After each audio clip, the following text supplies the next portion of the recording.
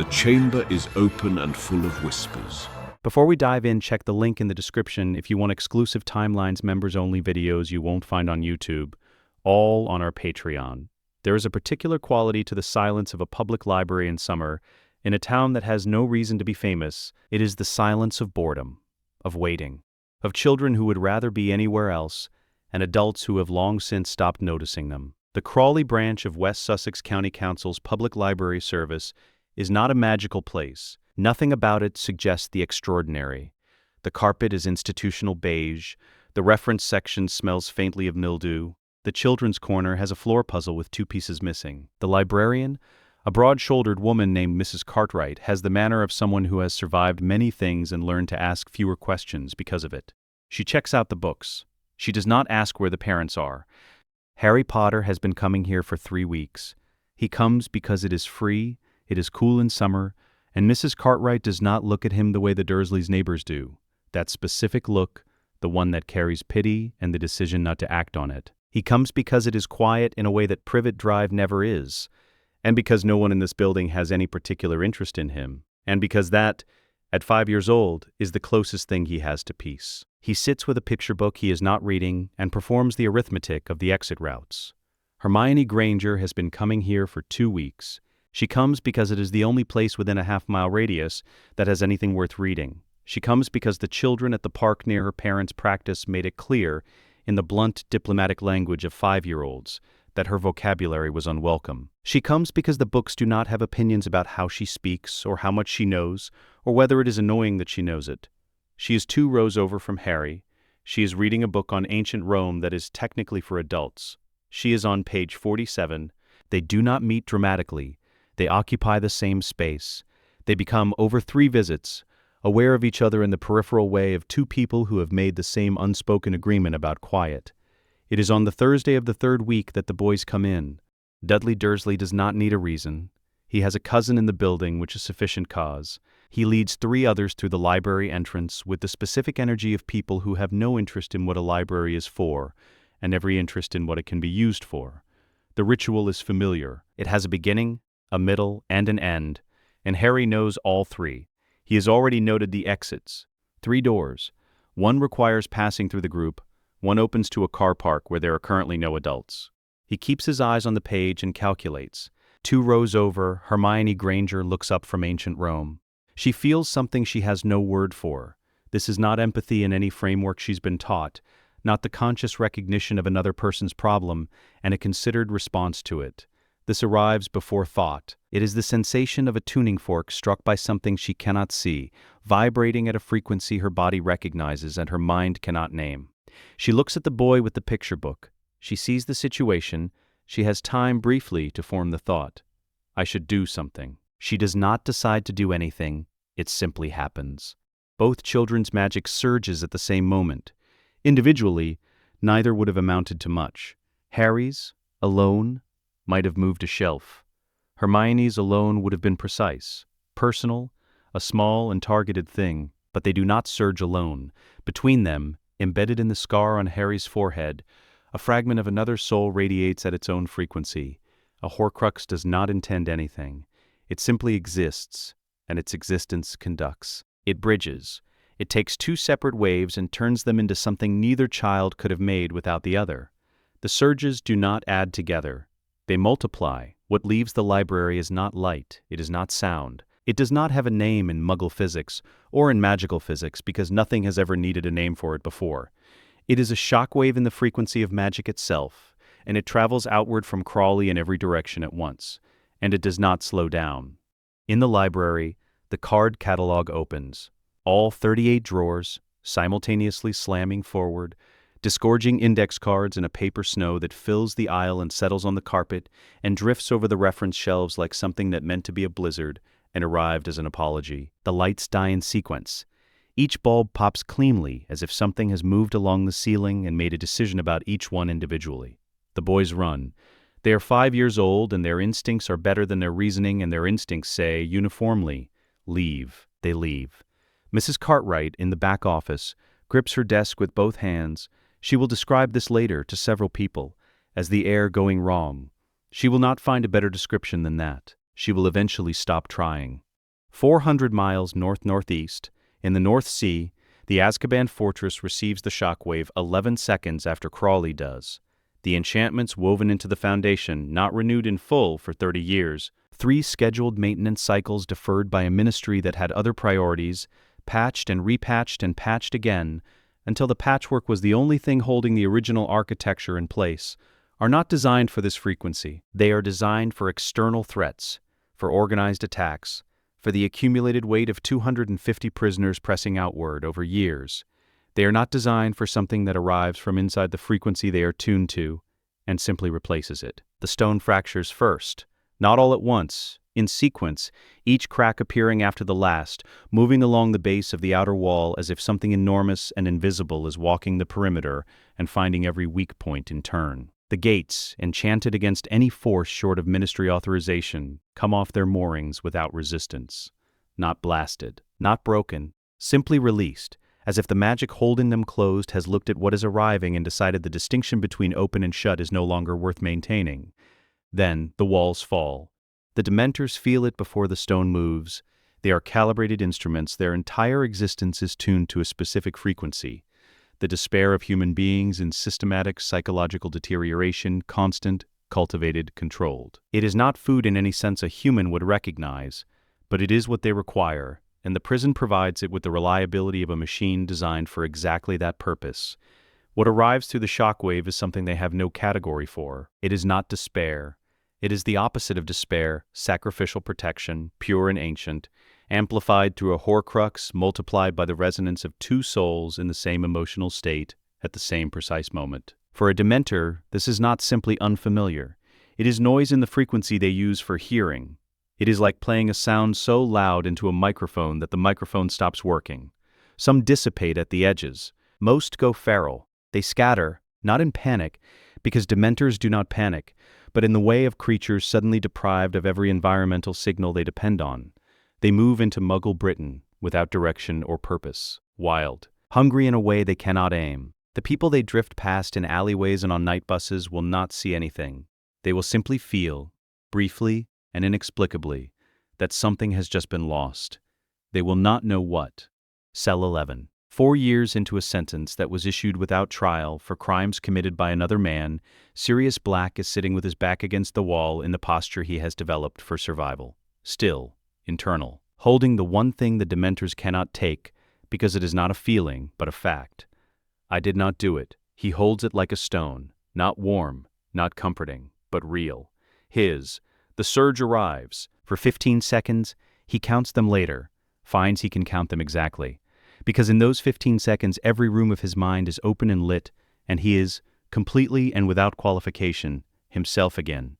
He feels something he has not felt in 4 years. Not happiness, not hope, something older than both, something that says, you are not forgotten. He does not know what it is. He knows what it feels like. It feels like James. It feels like Lily. It feels like the specific quality of protection that was their particular gift, the thing that made the Order trust them and dark wizards fear them and Harry survive the unsurvivable. It feels like something alive. Then the walls begin to fall, and Sirius Black transforms, and Padfoot lands on stone that is already moving, and he runs. In the headmaster's office at Hogwarts, every instrument on the shelf nearest the window begins to spin. McGonagall is mid-sentence about examination arrangements. She stops when she hears the sound, not an alarm, not a warning, but the sound of precision instruments operating so far beyond their designed range that the precision becomes violence. 2 of them melt. The third spins without stopping, silently, and then stops. Dumbledore looks at the empty shelf space where the instruments were. Albus, McGonagall says. Something unprecedented, he says, has just occurred. He does not elaborate. He will spend the next 3 months attempting to determine what. He will not understand it in that time. He will file this, privately, under the category of things he has encountered exactly once, and expects to encounter again. He is correct. He is also, as he will be in many things regarding these 2 children, approximately 1 revelation behind where he needs to be. In the Department of Magical Catastrophes, 17 monitoring stations register the same event at 17 slightly different times, which is accurate. The shockwave passed through each station at slightly different moments, which is not how any event on record has ever behaved. Cornelius Fudge, junior minister, reviews the alerts in sequence. He notes the single point of origin. He notes that this is approximately 400 miles south of Azkaban and that Azkaban has just ceased to function as a prison. He opens an investigation.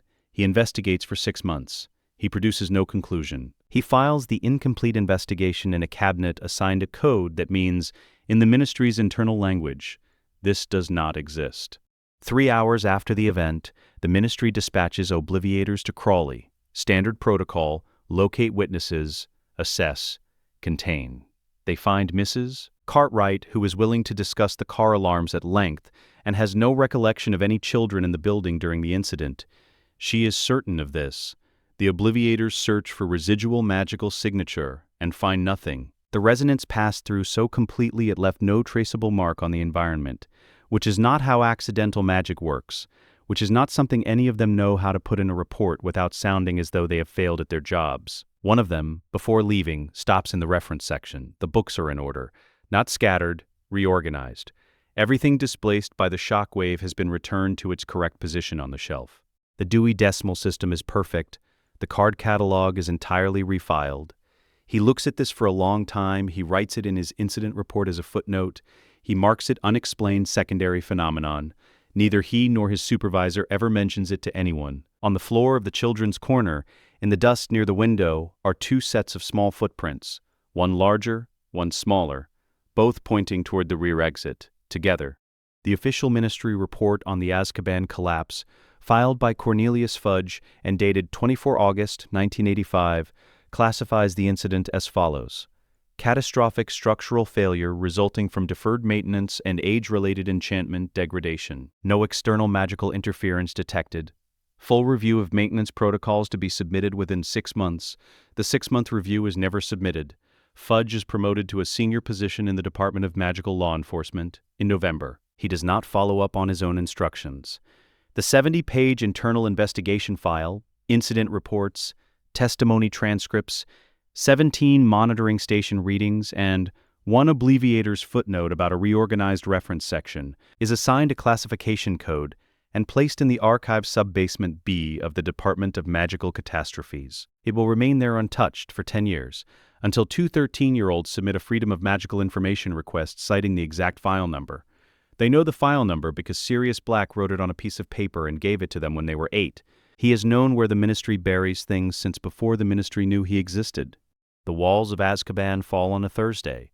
By Friday morning, the ministry knows the prison is gone, and the prisoners are scattered. What they do not know, what they will not know for years, is that the 2 children who destroyed it are already sitting side by side in a park in Surrey, eating sandwiches from a paper bag, showing each other small, impossible things. Harry refills a puddle without touching it.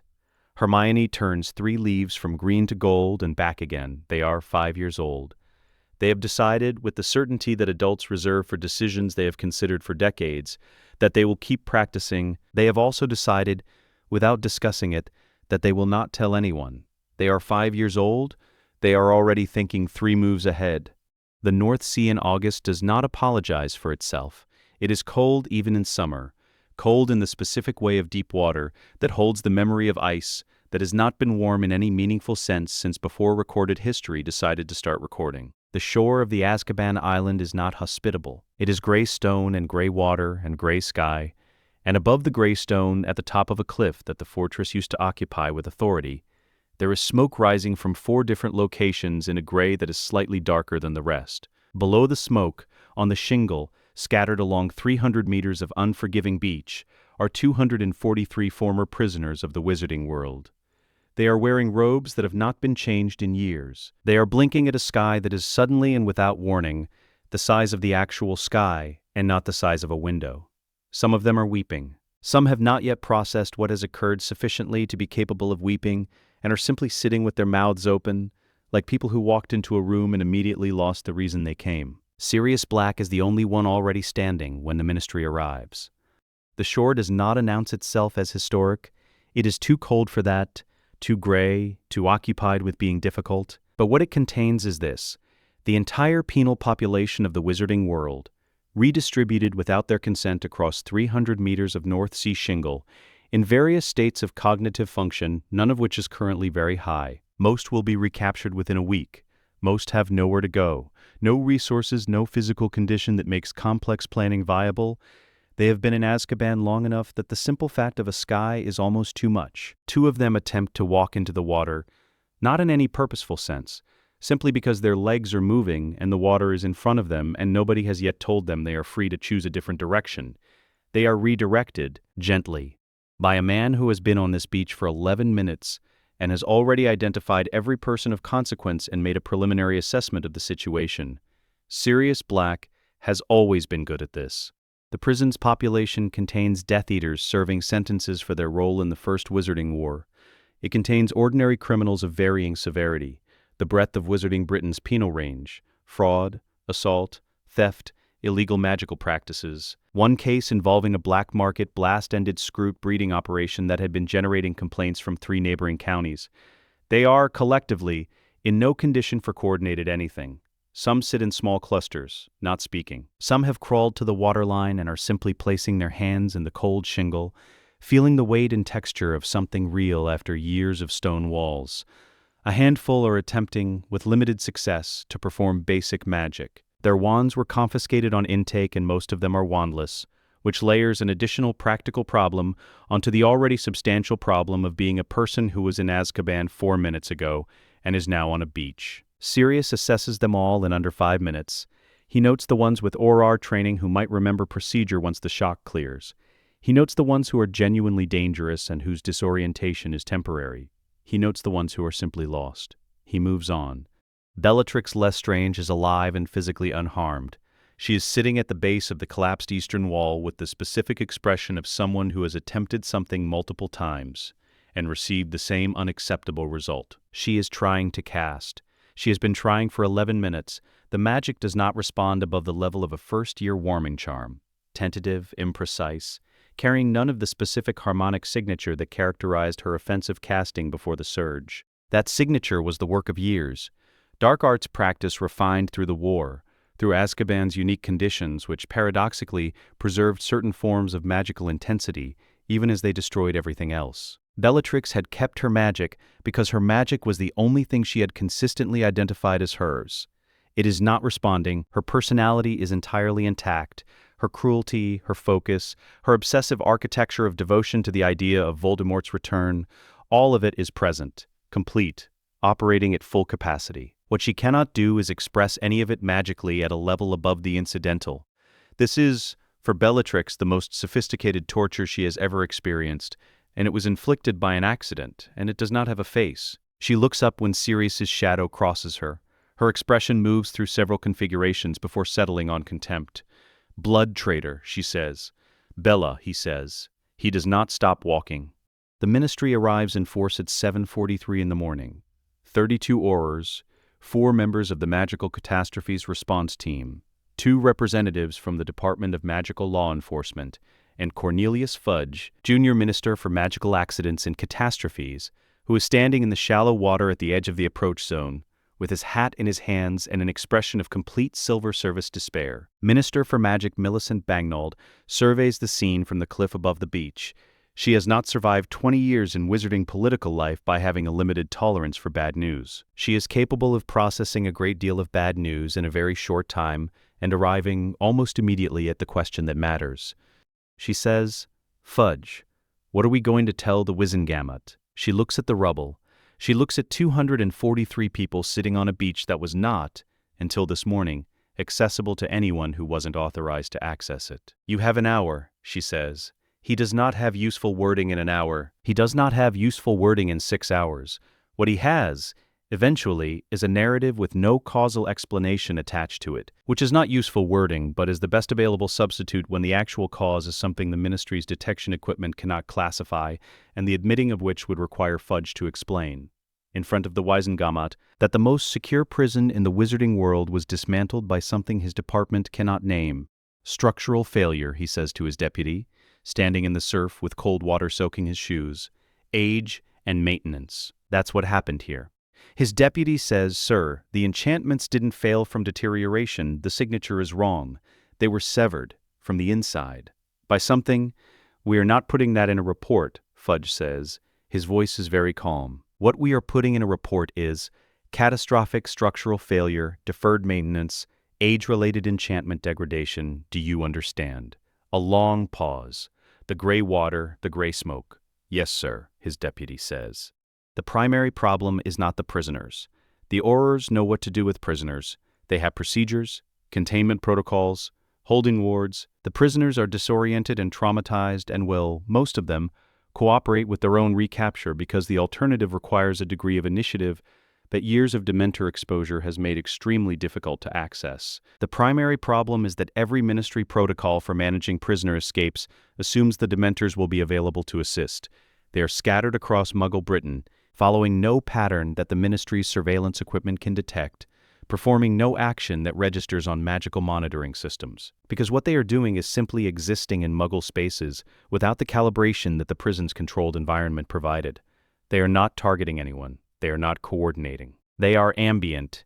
And ambient Dementors, it turns out, are something the Department of Magical Catastrophes has no prepared response for, because the Department of Magical Catastrophes operated on the assumption that Dementors were a solved problem. The working group convened to address this will meet 7 times over the next 4 months and produce a report that recommends additional research. It is not, by any measure, an adequate response. At 8:17 in the morning, in the window between the arrival of the 3rd and 4th Auror transport, Sirius Black makes his assessment. He knows how large operations fail. He fought in a war that was lost partly because the people running it didn't understand that institutional attention has a focal point, and that the focal point creates blind spots at the edges. He knows where the blind spots in this operation are. He has been identifying them for the last 30 minutes, with the patient attention of someone who grew up in a family that treated social navigation as a martial art. He identifies the moment, he transforms. Padfoot is a large dog. He is not, in his dog form, a registered animagus. The registration process requires disclosure, and Sirius has spent his adult life treating disclosure as something other people did. And so there is no ministry record of what he looks like as a dog. No alert to trigger when a large black dog with a particular quality of stillness and an unusual direction of travel walks beneath the arm of an Auror who is looking the other direction and does not look back. Sirius does not look back either. He is not running from anything. He is running towards something he doesn't know yet what it is. But he felt it this morning, felt the specific shape of it in those 15 seconds when every room of his mind was lit. And it felt like James. It felt like Lily. It felt like something alive that should not be here, doing something that should not be possible in a direction that Sirius Black has not yet identified but intends to find. He has time. He is 25 years old, 4 years into an illegal imprisonment, emerging onto a beach with every cognitive faculty he was born with, and a single working theory. Whatever happened this morning did not happen by accident, or rather, it was accidental in its occurrence and deliberate in its nature, which is different. Something with intention caused this, even if the intention was not this. He will. He walks north until the beach becomes a road, and becomes a town, and becomes ordinary, and then he keeps walking, because ordinary is where you hide when you have nowhere to go, and Sirius Black has always known how to disappear into a country that isn't looking for a dog. The official ministry report, filed by Cornelius Fudge under classification code 77 Theta, dated the 24th of August 1985, reads catastrophic structural failure resulting from deferred maintenance and age-related enchantment degradation. No external magical interference detected. The investigation is never completed. The file is sealed. It joins 70 pages of incident reports, testimony transcripts, monitoring station readings, and one Auror's handwritten note about the absence of any Dementors at the eastern perimeter at the time of collapse, something that should have been impossible, and which the Auror cannot explain, and which nobody asks him to explain, in the archive sub-basement B of the Department of Magical Catastrophes, where it will remain for the next 10 years, undisturbed. By everyone except the person who put it there, who knows exactly what it contains. Who knows where sensitive files go when someone needs them not to be found, and who will, at the appropriate moment, write the classification number on a piece of paper and hand it to 2 children he has not yet met. He has already decided he will meet them. He doesn't know their names yet. He knows what he felt. That is sufficient. Britain's most secure prison is rubble. Its prisoners are scattered. Its guards are wild. Its ministry is writing fiction. And in Surrey, 2 5-year-old children go home for dinner. Harry eats the smaller portion that has been set out and performs 3 acts of magic in the kitchen without being noticed. refilling the water glass, reshelving a book that has been left on the counter, adjusting the window latch that has been sticking since June. He and Hermione have decided to keep practicing. They have made this decision with the certainty that adults reserve for choices they have spent years considering. They are 5. They have spent approximately 3 hours considering it. They are already thinking 3 moves ahead. The years between 5 and 11 are for most children the years in which the world explains itself. You learn in these years what things are called. You learn the administrative rules, not the interesting ones, but the ones that govern permission and consequence, and the reasons why the distinction between the two is supposed to matter. You learn that the world has categories. You learn that the categories mostly hold. Harry and Hermione do not learn this, or rather, they learn it the way cartographers learn the shape of a territory they intend to navigate, rather than the shape of a territory they intend to obey. They are not rebellious children. This is important to understand about them. Rebellion implies a recognized authority that one has chosen to resist. Harry and Hermione do not recognize most of the authorities they are nominally subject to as authorities in any meaningful sense. They are polite, they are thorough, they are careful. And they spend 6 years building a set of capabilities that have no precedent in recorded magical history in the spaces between meals and schoolwork and the ordinary texture of ordinary lives, without anyone noticing. This is perhaps the most significant thing about them. They are not hiding. They are simply quiet, and no one looks at quiet children. It begins 2 months after the library. Harry is alone in the smallest bedroom at number 4 Privet Drive. He drops a glass and it breaks. 4 clean pieces across the linoleum. He looks at it. Standard accidental magic, in this moment, would reassemble it in the way that accidental magic does everything, imprecisely, with the urgency of something responding to an emotional state rather than a considered intention. Harry does not respond with urgency. He considers. He has been thinking about Hermione's approach to problems, the way she builds from observed principles outward, adding nothing she hasn't verified, removing nothing she hasn't disproven. He applies this now, not to wanting the glass to be whole, not to fearing the consequences of a broken glass found on the floor by Aunt Petunia. He thinks about the glass being whole the way she would think about a mathematics problem, clearly, methodically, with the attention of someone who already knows what the answer should look like and is working backward to find a path. Every shard moves to exactly where it should be. The crack seals. The glass is whole. Not approximately whole, not whole in the way that accidental magic produces, close enough to be usable, slightly wrong if you hold it to the light. Perfect. He calls Hermione that afternoon. They have arranged a signal with a neighboring child's window. 3 taps, which means come when you can. She comes. She watches him do it again, deliberately, with the detached attentiveness of a scientist observing a controlled test. Then she tries it with a dropped pencil. It works. She produces a notebook from her bag. The notebook is 7-year-old handwriting on a fresh cover, and it says, "Things that are different about us." She writes the date, she writes what happened, she writes a preliminary hypothesis. She underlines it once. This is how it begins. Over the following months, they teach each other the things school does not. Hermione teaches Harry to read properly, not the decoding process he can already manage, but reading as an analytical act, how to sit with a paragraph until you understand not just what it says, but why it says it the way it does, what the writer is assuming the reader will not question, why they are making that assumption.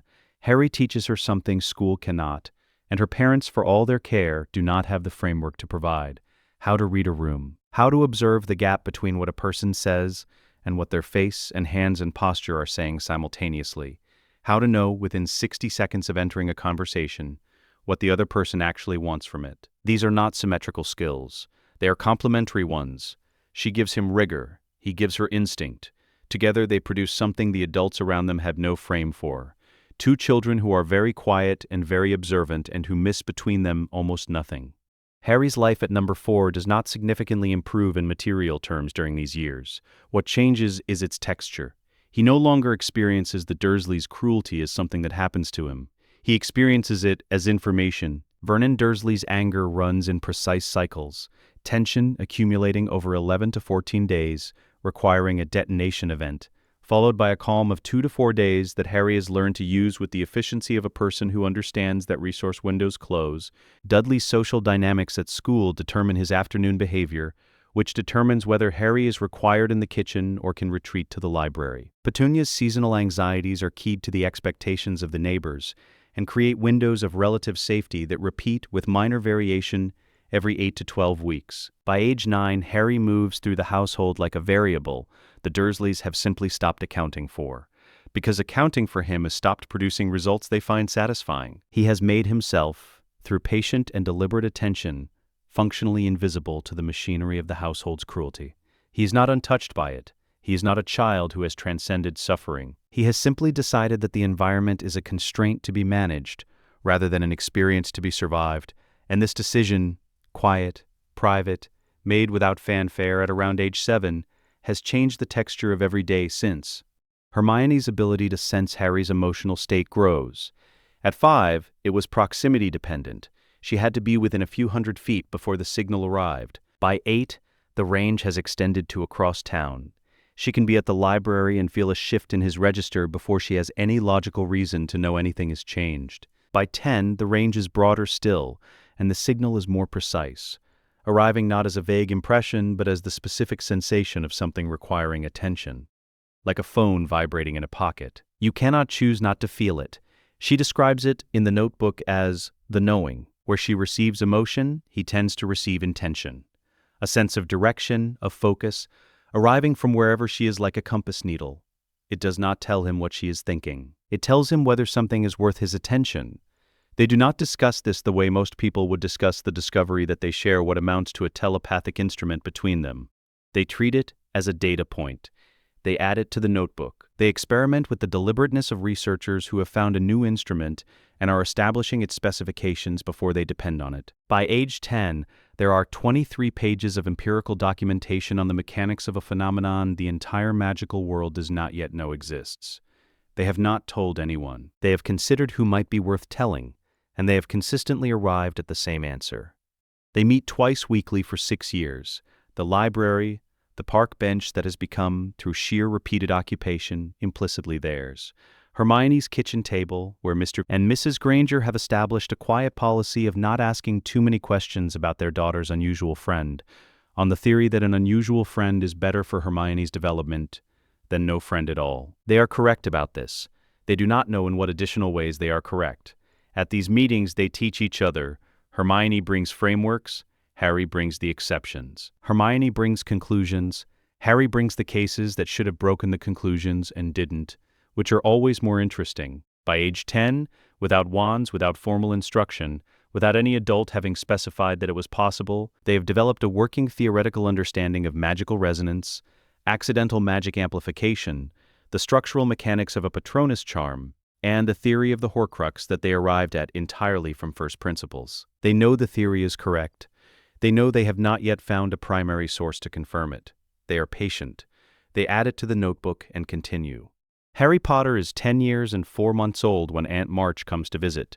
She arrives with her bull terrier, her opinions, and the particular energy of someone who has never needed to justify herself to anyone she considers beneath her. She sits at the dinner table and, in the third sentence of the third conversation of the first evening, begins to discuss Harry's bad blood. This is not unusual. She does this every visit. Harry has always endured it the way one endures poor weather. Unpleasant, impersonal, eventually over.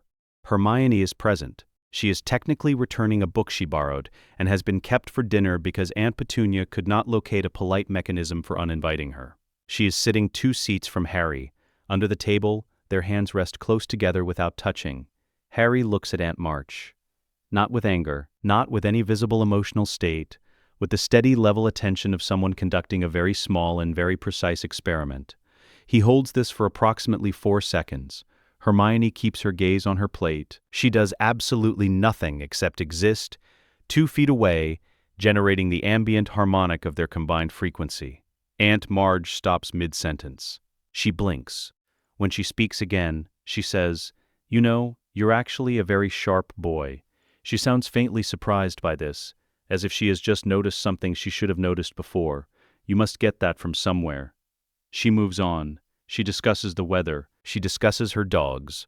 She does not return to the subject of Harry's blood, or his parents, or anything adjacent to these topics for the remainder of the visit. She will not return to them for the rest of her life. She will find, Whenever she attempts to think critically of Harry Potter, in those later years when he appears in the newspapers, when he becomes impossible to ignore, that her mind moves smoothly off the subject, not with any sensation of having been blocked.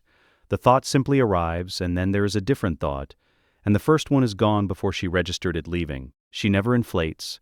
She lives out her days with her dogs, holding an opinion of Harry Potter that she cannot quite account for, but that she has quietly revised, for reasons she cannot access, to something approaching respect. She has no idea this happened. Neither does anyone else. The Ministry's detection equipment, repaired 18 months after the 1985 event, comes back online and immediately establishes a baseline. The combined magical signature of Harry Potter and Hermione Granger has been radiating at a constant low level for long enough that the instruments register it the way a temperature sensor registers the ambient temperature of the room it lives in. Background. Expected. Not a reading, just what is. The trace, technically active on both of them, cannot distinguish their ongoing magical activity from the ambient field of their own combined signature. It is like trying to hear a single instrument in a room where that instrument has been playing continuously for a year and a half and has become, for all practical purposes, the acoustics of the room itself. They are not untraceable because they are clever. They are untraceable because the Ministry's equipment made an administrative decision, in their absence, to stop counting them. They have chosen not to correct this. At age 8, the door opens. A large black dog has been sitting by the fence at number 4 Privet Drive for 3 mornings. Harry notices it on the first morning and says nothing because he has learned that things worth acknowledging are worth acknowledging correctly, and he has not yet determined the correct way to acknowledge this particular thing. On the 3rd morning he walks over, crouches to its level, and says, "You're not just a dog." What follows will be for Sirius Black, who came to Privet Drive expecting to rescue a child and arrived to find something else entirely, the most disorienting conversation of his life. And he was in Azkaban for 4 years. He knows what disorienting is. This is different. Sirius Black has been a stray dog in Muggle Britain for 3 years. He has slept in Muggle parks, eaten Muggle scraps, and been patted on the head by a surprising number of children, none of whom were Harry Potter. He has tracked leads across 4 counties and 3 false starts. He has spent 3 years refining what passes in his condition for a plan. The plan is this: find Harry, assess the situation, take action as required. It is a simple plan. It rests on a simple assumption that the situation will require action, that he will find a child who needs saving, a traumatized, hollow-eyed boy being systematically unmade by the most aggressively ordinary family in Surrey, and that the act of Sirius Black arriving will constitute, in some meaningful sense, a rescue. He finds Harry on a Tuesday morning, number 4, Privet Drive, the fence, thin September sunlight, a book in his lap held open with the deliberate ease of someone who has been reading for hours and intends to read for several more, and an expression on his face that Sirius Black, who has spent his adult life observing human beings in conditions ranging from comfortable to catastrophic, has never once seen on the face of an 8-year-old child. It is not contentment. It is not boredom. It is not the vague ambient receptiveness of a child occupying time. It is settled concentration, the expression of a person who is doing precisely what they intend to be doing and has considered and dismissed the alternatives. Sirius is disoriented by this before he transforms. He is more disoriented after. He has been watching the household for a week from a distance, conducting the preliminary assessment that his Aurora training made instinctive and his years of enforced patience have refined into something approaching an art form. The Dursleys are exactly as awful as he was told. Vernon, loud, territorial, governed by the opinion of neighbors he has never spoken to honestly in his life. Petunia, watchful, resentful, conducting a permanent silent war against anything that might mark her household as unusual. Dudley, his parents, simplified. But Harry? Harry moves through this household in a way Sirius was not expecting. There is no flinching, no hypervigilance of the kind that marks a child who lives in anticipatory fear of the next blow. He moves with deliberate efficiency, like someone who has analyzed an environment and determined the optimal route through it, and is now simply executing. It is not the behavior of a child who is suffering a hostile location. It is the behavior of someone who has assessed one. On the 3rd morning, Sirius transforms in the alley beside the fence. Harry stands, puts his book under his arm, and turns around. He looks at the gaunt man in the filthy robes for exactly 10 seconds. The expression does not change. It is not fear. It is not recognition. It is evaluation, patient, thorough, arriving at a conclusion before it announces itself. You're not just a dog, Harry says. You haven't been any of the times I've seen you. Sirius says, you knew. Since Tuesday, Harry says. You're magical. The dog form has the wrong quality, too deliberate. Dogs don't choose where to sit the way you do. Sirius has nothing to say to this that does not sound in retrospect like an adult being assessed by a child and finding the assessment accurate. He says, I'm Sirius Black. I'm your godfather. I know, Harry says. Come around to the bench. This wall has a clear sight line from the kitchen. They sit in full view of the front window because Harry has already made a brief structural analysis and determined that full visibility is safer than the illusion of concealment in a household where suspicion is the primary currency. Sirius notes this without commenting on it. He is already beginning, in the back of his mind, to revise the shape of what he is doing here. He tells his story. He has told it, or rehearsed telling it, hundreds of times in the 3 years since Azkaban, told it to himself, in the cold and the dark, as a way of maintaining the factual architecture of who he is. James, Lily, Peter, the betrayal, the street, the 12 muggles and 1 severed finger, and the laughing that was not laughing but the sound a person makes when their entire world ends at once, and they have no other mechanism for the sound. 4 years in Azkaban, the collapse, the shore, the decision, he watches Harry's face throughout. Harry's face does not display grief. It does not display shock or the relief of a child who has just discovered he is not as alone as he thought. It displays the focused working attention of someone receiving information and filing it. Accurately, quickly, in the correct order. When Sirius finishes, Harry is quiet for a moment. Sirius Black, he says, in the tone of someone confirming entries in a ledger. My godfather, 4 years in Azkaban without trial. You escaped when the prison collapsed. He pauses. I know about the collapse. How? Sirius says. Harry says. We caused it. There is a particular kind of silence that a statement produces when it is too large for its context. This is one of those silences. Sirius sits in it for several seconds. He has survived Azkaban through the rigorous application of factual certainty to the mechanics of his own mind. He applies this now. He considers what the child in front of him has just said, and he considers the implication of the child saying it without apparent awareness that it requires any particular preparation. And he considers what it means that he is sitting on a garden bench on a residential street in Surrey and recalibrating his understanding of the last 3 years of his life. You caused it, he says. We, Harry says. Me and Hermione. It was accidental. We've been trying to understand the mechanics since. He reaches into his jacket and produces a piece of paper folded to quarters.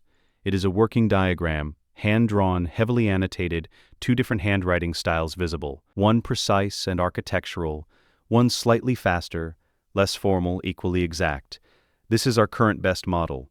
We haven't been able to confirm the Horcrux amplification element from first principles. We need someone with aura training who knew my parents. Sirius looks at the diagram. He looks at Harry. He looks at the diagram again. For the first hour he tries to provide, this is what he came for.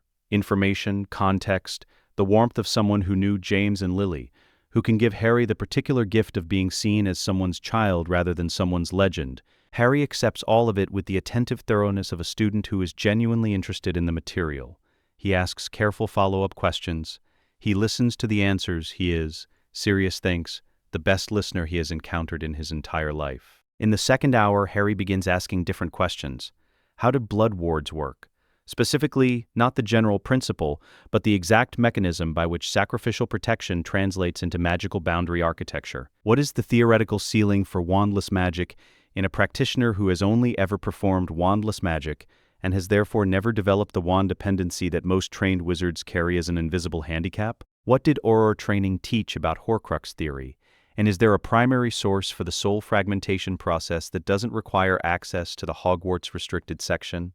These are not the questions of a child seeking comfort. They are the questions of a researcher who has just acquired a primary source and intends to use the access efficiently. Sirius, who arrived at number 4 Privet Drive with a rehearsed rescue, realizes somewhere in the middle of the third question that the rescue has been moving in the wrong direction since approximately the moment he transformed. Hermione arrives 40 minutes later. She always arrives. Harry has a theory about this, that the knowing is directional, and that she tends to appear within a reasonable window whenever something registers as significant in his emotional state. She comes around the corner at the end of the alley with her notebook under her arm, because she has carried the notebook everywhere for 3 years, and stopping now would require a reason.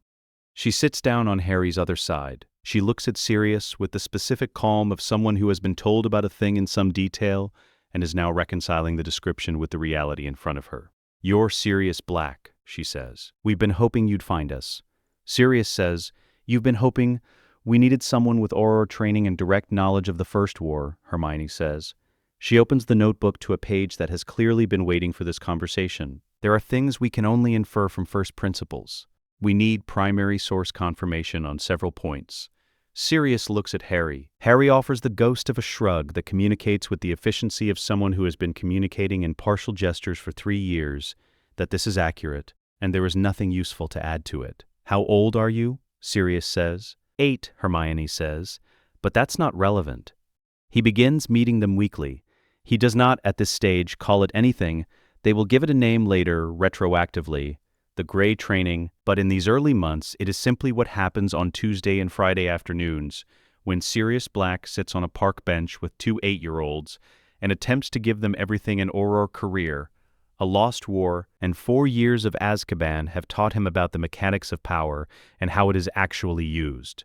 He gives them Auror theory, operational tradecraft, the political history of the First Wizarding War from the inside, including the errors that lost it, Blood Ward mechanics, animagus theory, the architecture of the Wizengamot and how it is navigated by people who know what they are doing, and how it is exploited by people who know what everyone else is doing.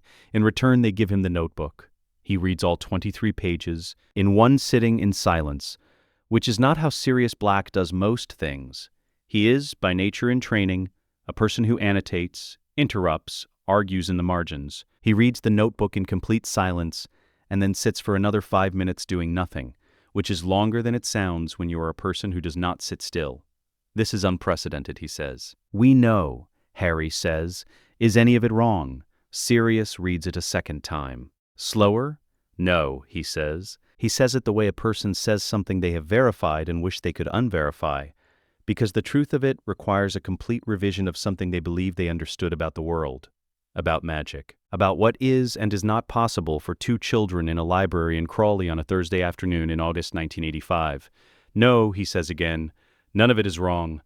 3 months into the weekly meetings, Sirius borrows a telephone from a Muggle pub and dictates a message to Dumbledore. He dictates it aloud because Harry and Hermione are present, which means they are listening, which means they will hear any version of it, and he has learned in 3 months that operating under the assumption that he can manage what they hear is a significant waste of effort. "I have found Harry," he says. "He is well. Circumstances are unusual. I believe you should meet with him directly." He pauses. "Does that cover it?" "You should mention the Horcrux," Hermione says. "He's 8, almost 9, Harry says. That, Sirius says, is not the part that makes it better. If Dumbledore knows Harry is already working from a complete theoretical framework on the Horcrux, Hermione says with the patience of someone explaining something obvious to someone she has nonetheless decided to explain it to. It changes the information hierarchy of their eventual meeting. Dumbledore won't be able to use the revelation as leverage. A silence. Sirius looks at them, one, then the other. "You think about leverage," he says. "You're 8-year-olds and you think about leverage." "You taught us about leverage," Harry says. "I've known you for 3 months." Sirius sends the message without the Horcrux addendum. He makes this decision consciously, and he knows, as he makes it, that both of them have already noted it and are drawing their own conclusions about why. Dumbledore's reply arrives the following morning. Standard reassurance, in the language of a man accustomed to holding more information than he shares. He knows Harry is well. He has been monitoring Harry is safe. Circumstances are in hand. Sirius reads it twice. He drafts a response. He writes it, crosses it out, and writes it again. The final version is 4 words. "You have not met this child." He sends it. No reply comes. This is not unusual. Dumbledore does not reply when he doesn't have a useful answer, which is one of the things about Dumbledore that Sirius has always found simultaneously admirable and infuriating. 2 weeks later, in the headmaster's office at Hogwarts, one of the silver instruments on the shelf at the back goes silent. It is the instrument tuned to Harry's emotional distress frequency, the one built specifically to alert if Harry is suffering or in danger, the one that has been producing a faint continuous signal since November 1981, and which Dumbledore has been, by his own private accounting, deeply grateful for and deeply ashamed of in approximately equal measure. It is not damaged. McGonagall confirms this when she notices during routine office checks and brings it to his attention. Dumbledore examines it carefully. It responds to his own emotional state when he adjusts the tuning. The instrument is working perfectly. It is simply that the source it is calibrated to receive is no longer producing the signal it was built for. Harry's distress signal has stopped, McGonagall says. Has something happened to him? Dumbledore considers the question for a moment. He looks at the instrument. He thinks about the 4 words Sirius sent him. No, he says. Something has happened to the distress. He puts the instrument back on the shelf. He does not dismantle it for the next 3 years. Every time he enters the office, he looks at it. Every time it is silent. The years pass, the notebook fills, the skills consolidate, the weekly meetings continue, and what Sirius Black brings to them shifts, gradually from instruction to something more like consultation. The difference being that consultation implies he is no longer the person in the room who knows the most about what they are building. And one morning in the summer of 1991, 2 11-year-olds receive letters from Hogwarts School of Witchcraft and Wizardry. They have anticipated this. They have prepared a response. They are not excited exactly. They are, in the way that they are most things, ready, which is a different condition entirely, and one that a school built to receive children who have never held a wand is not, in any of its centuries of architecture or accumulated tradition, prepared for. The Hogwarts Express departs King's Cross at 11 o'clock on the 1st of September, and every first-year student in 1991 boards it carrying variations on the same cocktail of feeling: excitement, anxiety, a homesickness that hasn't arrived yet but is already loading, the particular anticipation of a life that is about to change in ways they cannot fully anticipate and will spend years processing. They find compartments. They eat sweets. They compare the wands they have been carrying for precisely 3 weeks and can barely put down. They meet people who will become, over the next 7 years, their closest friends or their bitterest rivals, or simply the people they shared a school with and will never think about again. Harry and Hermione do not board the train. They discuss it the week before, with the same systematic attention they bring to everything. They consider the 6 hours of travel, the enclosed space, the density of unfamiliar emotional states, the gap between a useful preparation for what they intend to accomplish at Hogwarts and an interesting social experience. The conclusion is unanimous. They decide to arrive separately. They are standing at the Hogwarts gates when dawn breaks over the Black Lake. McGonagall is already there. She came because something told her to come. Not a message, not a reason, but the particular instinct that 33 years of teaching at the same school produces in a person who has learned to treat it as reliable information. She came to the gates at 5 in the morning because something told her to come to the gates at 5 in the morning. Behind her, the castle has lit every window simultaneously. This has not happened since 1612. They walk up from Hogsmeade in their muggle clothes, worn rucksacks, wands, and the pocket modifications. Hermione completed the previous spring, nothing that announces itself. They do not look dramatic. They look like 2 children who have walked a long distance and are not, particularly, tired. McGonagall conducts her assessment within 90 seconds of conversation. She is good at this. It is one of the foundational professional competencies of a deputy headmistress. She notes, Harry Potter is smaller than she expected, with his mother's eyes and something else entirely that she cannot immediately classify. Hermione Granger speaks in the specific way of someone who has arranged the relevant facts in correct sequence before opening her mouth, which produces sentences that arrive already complete. They are not 11 years old in any sense that matters. She takes them inside. She does not, for reasons she will later attribute to instinct rather than decision, contact Dumbledore. She finds that she wants, and cannot fully explain wanting, to give them a moment in the school before the school's administrative attention finds them. She makes this choice without understanding it. She will later decide it was correct. The suits of armor on the approach corridor turn to face them as they pass. Not aggressively, not in the posture of preparation, in the manner of sentries registering the arrival of something they were built to recognize. McGonagall, who has walked this corridor approximately 14,000 times, notices this and says nothing. The staircases rearrange, briefly, decisively, and then settle, as if a calculation has been completed and a preference established. In the entrance hall, the ghosts gather. Sir Nicholas, drifting from the east corridor with his ruff slightly askew, the fat friar arriving from the direction of the kitchens, the bloody baron, who does not appear at gatherings as a rule and whose presence carries an implicit weight of occasion, the gray lady who comes last and stays longest. She looks at Harry with the recognition of someone who has been waiting for a specific thing and has been, until this moment, uncertain it would arrive. He looks back at her. Neither of them says anything. Something passes between them that does not require words, and that McGonagall, watching, decides not to ask about. The sorting proceeds normally until Harry Potter's name is called. Every head in the Great Hall turns. This is not unusual. It is the weight of 11 years of newspaper articles, 7 years of rumor, the specific gravity of a legend the wizarding world has been carrying since 1981 and has never quite found a way to put down. A small, dark-haired boy walks to the stool.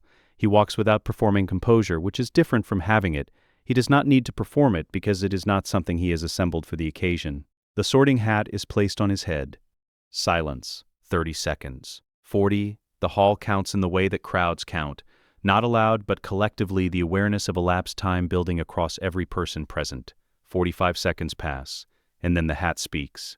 Not to Harry, to the hall, in the odd projected voice of something very old, deciding to say something aloud for the first time in a long while. I am unable to sort this one.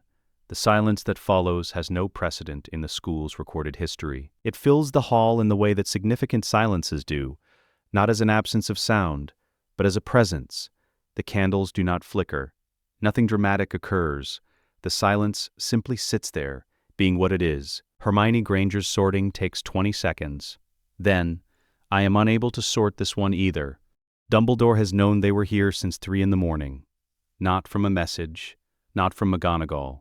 From the monitoring instrument on the office shelf, not the distress instrument, which has been silent for 3 years and which he has stopped expecting to speak, but the one tuned to Harry's presence, which registered their proximity at 3 in the morning and has been emitting a low, continuous tone since. He has spent the hours of the feast preparing his response, adjusting, not to what he expected. He did not expect this specifically, but to the general category of something that required adjustment. When the hat makes its second announcement, Dumbledore's expression does not change. His hand finds the armrest of his chair, his knuckles briefly go white, then he releases it. Deliberately, he was always expecting something he simply could not in all his preparation have specified what. After the feast, McGonagall takes the hat aside. The conversation is brief and not overheard, because McGonagall is a woman who understands that some conversations require the kind of privacy that only good positioning provides. You should understand what you have here, the hat says. Explain, McGonagall says, keeping her voice level. They are not 2 students, the hat says. They are 1 student in 2 bodies. The qualities I sort, courage, ambition, intellect, loyalty, these are not present in them separately. They exist only as a combined quantity. Sort 1 and you have split something that should not be split. I cannot do it in good conscience. McGonagall says, it hasn't. A pause. Keep them together, the hat says. Whatever administrative category you need, whatever the paperwork requires, put them in it together, don't let anyone separate them out of policy. Whatever is coming, they are the answer to it. But only as they are, not divided. McGonagall takes this information, which she cannot act on immediately and cannot dismiss, and files it in the part of her mind she uses for things that will become clear later. The formal category invoked is unclassified student. It is buried in the 3rd appendix of Hogwarts, a history, last used in 1612, applied in that instance to a student whose magical signature could not be assessed by any existing instrument, and who was eventually given a room in the Eastern Tower and left, largely to their own considerable devices. The rooms assigned to Harry and Hermione are in a section of the castle that does not formally belong to any house structure. They are technically available because no administrative body has ever thought to claim them. The castle routes them here without prompting. No door in the relevant corridor has remained locked for longer than it takes them to approach it. They do not discuss this. They move their things in. Hermione establishes a system for the shared study space in the adjoining room. Harry identifies the 3 optimal routes to the library. By the end of the first day, the castle has, in whatever way a castle makes decisions, decided about them. They attend classes. They are, in every class, unfailingly polite. In the first week, Hermione delivers 2 corrections. Once in Transfiguration, regarding an error in the theoretical framework, McGonagall's otherwise excellent lesson has built around a specific switching spell. Once in History of Magic, on a date that Binns has been citing incorrectly for, Hermione observes in her notes an estimated 2 decades. Both corrections are accurate, both are unarguable, both are delivered without a trace of condescension, which makes them, in the experience of everyone present, more unnerving than condescension would have been. They ask good questions, specific, careful questions, the kind that suggests the surrounding material has already been understood, and the question is about something adjacent, something beyond the lesson's stated edge. They never volunteer to demonstrate when demonstration is called for. They watch, instead. They are watching the castle, they are watching the students, they are watching the professors. Defense against the dark arts, first lesson of the year, Professor Quirrell at the front of the classroom, the nervous stutter, the trembling hands, the purple turban, the general presentation of a man who has been frightened by something that has, in his telling of it, never quite gone away, the performance of lasting trauma, deployed with consistent precision. Harry looks at him for 6 seconds. Hermione watches Harry look at him for 6 seconds. Harry takes a piece of parchment. He writes 2 heartbeats, not 1. He's performing fear. The tell is that his fear has a consistent shape. It's rehearsed. Real fear is jagged. Hermione reads it. She writes back, "The turban, it smells wrong from here. Not the wool.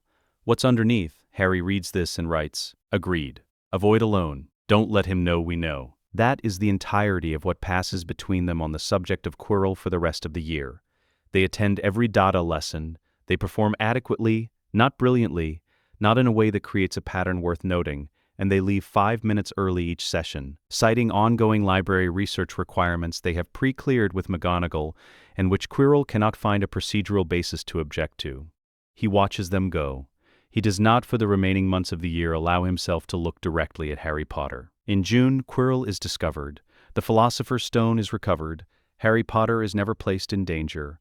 McGonagall, filing the incident report, notes that 2 first-year students submitted a written analysis to Headmaster Dumbledore in October, 4 months before the crisis, formally identifying Professor Quirrell as a person of active concern, citing behavioral observations that McGonagall cannot explain but equally cannot dismiss. The analysis is 7 pages.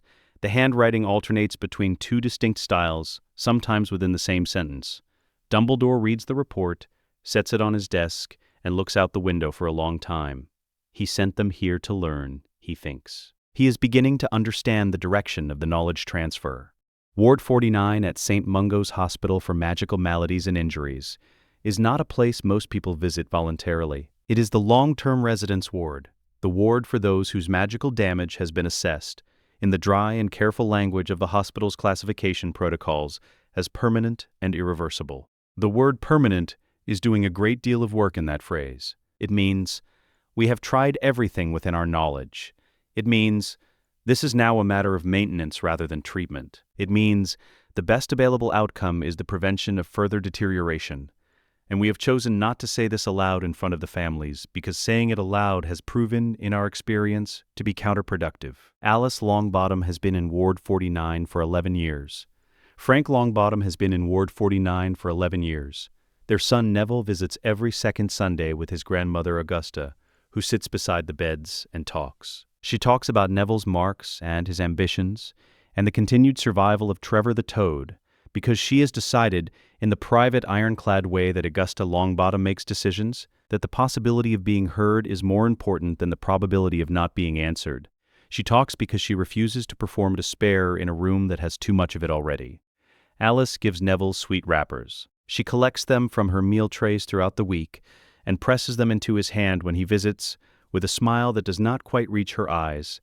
It is the most coherent act of communication she can produce. It has been, for 11 years, the most love she can offer.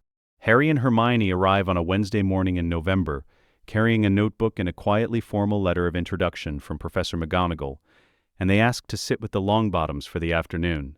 They do not decide to do this because it is the right thing to do. They feel things. They are not constructed from methodology alone, but they have learned, over years of careful practice, to think about outcomes before they act on feeling. Acting on feeling without that preliminary calculation produces results that are less precise than they need to be. This is one of the things they have noticed about how most people operate, and they have noticed it without judgment and with the intention of not repeating it. The Longbottom restoration achieves several things simultaneously. It demonstrates gray magic's capabilities in a context where the demonstration cannot be suppressed. The hospital's documentation requirements are rigorous, the witnesses are medical professionals, and the records are time-stamped and legally admissible. It creates, in the Longbottoms themselves, two witnesses who have testimony, specific, first-hand, surviving testimony about the night of their torture, about who was in the room, about what was said and by whom, about the names of the people responsible, spoken aloud into their own uncompromised memory. It shifts the Wisengamot's balance of power by restoring two seats that have been occupied for 11 years by absence. They have identified this as the highest return application of their capabilities at this point in the political landscape. They also go because Alice Longbottom has been pressing sweet wrappers into her son's hand for 11 years, and Neville Longbottom has been accepting them with the specific careful dignity of someone who has learned to treat what he can get as enough. Both things are true. They have learned to be comfortable with that. Neville is in the corridor outside Ward 49 when they arrive. He already knows they are coming. Hermione's letter was precise and McGonagall's introduction was specific, and he is standing with the expression of someone who has been trying to decide for the past 3 days whether to believe something. Will it hurt them? He asks. No, Hermione says. Will it work? We believe so. He looks at Harry. He has been in their classes for a year, and he has formed certain opinions, and he has kept those opinions largely to himself because they are the kind of opinions that sound strange when articulated aloud. What do you need from me? He asks. She hands him a list. He completes every item on it by the following morning. The procedure takes 4 hours. This is the first thing to understand about it. It takes 4 hours. It is not the light and glory presentation of healing that magical history tends to record when it records healing at all. The instantaneous flash of restoration, the dramatic moment of return, the thing that makes a good portrait subject. Gray magic, as Harry and Hermione practice it, is not restoration, it is excavation. The mind of a Cruciatus victim is not destroyed. This is the foundational premise, and it is not a comfortable one because it implies 11 years of institutional failure to understand something that was there to be understood. The mind is not destroyed. The Cruciatus curse does not erase. It buries, it overwhelms the brain's existing pathways with chronic, systemic, unbearable pain signals until the brain reroutes around them. The pathways are not gone. They are simply no longer in use, no longer accessible by standard routes. Gray magic, applied carefully and with sustained precision, can find the roots, can clear them, can reach into the accumulated scar tissue of 11 years of neurological damage and locate, beneath it, the person who was there before. They work in shifts. One maintains the resonance field, the sustained harmonic that their coupled magic produces, the low, certain frequency that is the specific signature of their combined working, while the other navigates. Then they switch. Then they eat the sandwiches Hermione packed.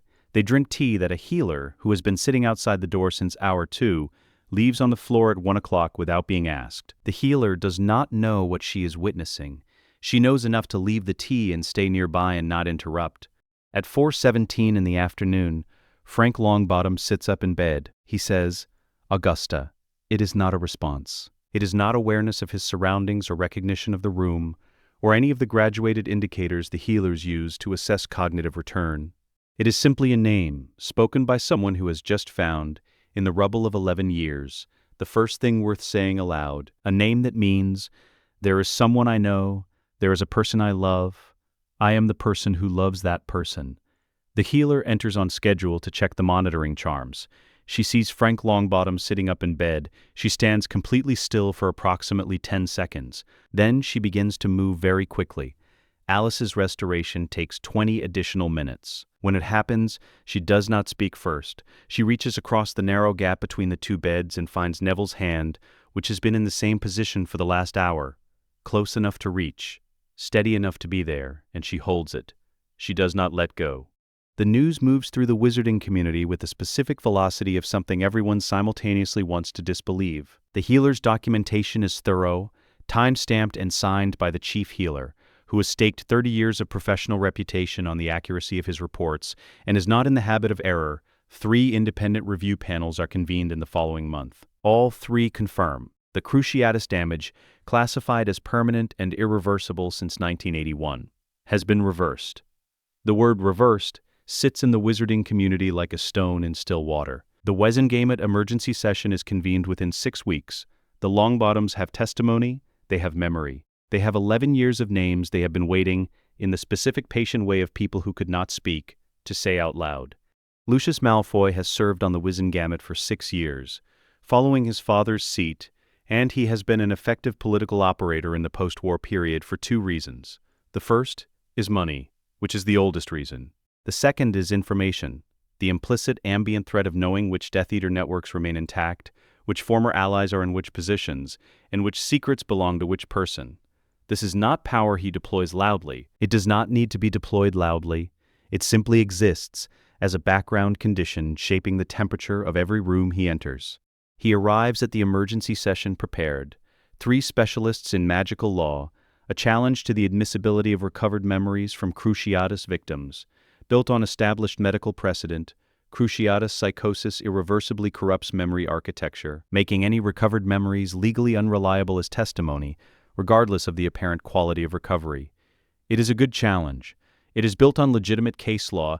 It is the kind of argument that wins in chambers where no one in the room has a better counter-argument. He is not accounted for Harry Potter being in the room. Harry Potter is in the public gallery. He is 12 years old and has no formal standing in the Wizengamot chamber, and does not require any. The public gallery is a procedural accommodation for observers, not participants, but no existing rule specifies that observers cannot speak, because until this moment no observer has needed a rule to stop them. Lucius completes his challenge. The chamber considers. The murmur of consultation begins. Healer Smethwick's Magi Scan documentation, submitted to this chamber yesterday, shows no evidence of chronic cruciatus patterning in either Longbottom's current brain activity, Harry says. He does not raise his voice. He does not stand. He simply speaks, in the carrying tone of someone who has spent 3 years learning how acoustics and authority interact, and the chamber goes quiet. Several heads turn. The precedent Mr. Malfoy cites predates the diagnostic methodology by 43 years, Harry continues. The premise of his challenge, that cruciatus corruption is permanent and therefore any recovered memory is contaminated, has been empirically falsified by the recovery itself. The memories are not reconstructions from damaged architecture. They are originals restored to access. The architecture was repaired before the memories were reviewed. There is no contamination mechanism available. If Mr. Malfoy wishes to argue that Alice and Frank Longbottom are lying, Harry says, I would suggest he make that argument directly. To their faces.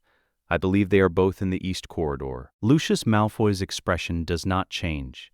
He has 40 years of practice in maintaining expressions under conditions considerably more extreme than a 12-year-old in a public gallery. His expression does not change. His posture does not change. He is, by every visible measure, composed. The child makes an interesting point, he says. The tone is even, measured. Harry says, it's not really a point, it's a correction. Lucius leaves the chamber with 2 ministry officials at his sides. Not escort, not arrest, but the polite formal accompaniment that the ministry reserves for people it wishes to observe moving through the building without creating an incident. His legal challenge has been dismissed. 3 of his Wizengamot allies have quietly revised their voting positions. The revision was not announced. It did not need to be. He passes through the ministry atrium. Harry and Hermione are at the security desk, apparently returning visitors' badges. Hermione is making a note in the notebook. Harry is watching Lucius. Lucius stops. He weighs this briefly, in the way that a man accustomed to assessing rooms assesses rooms.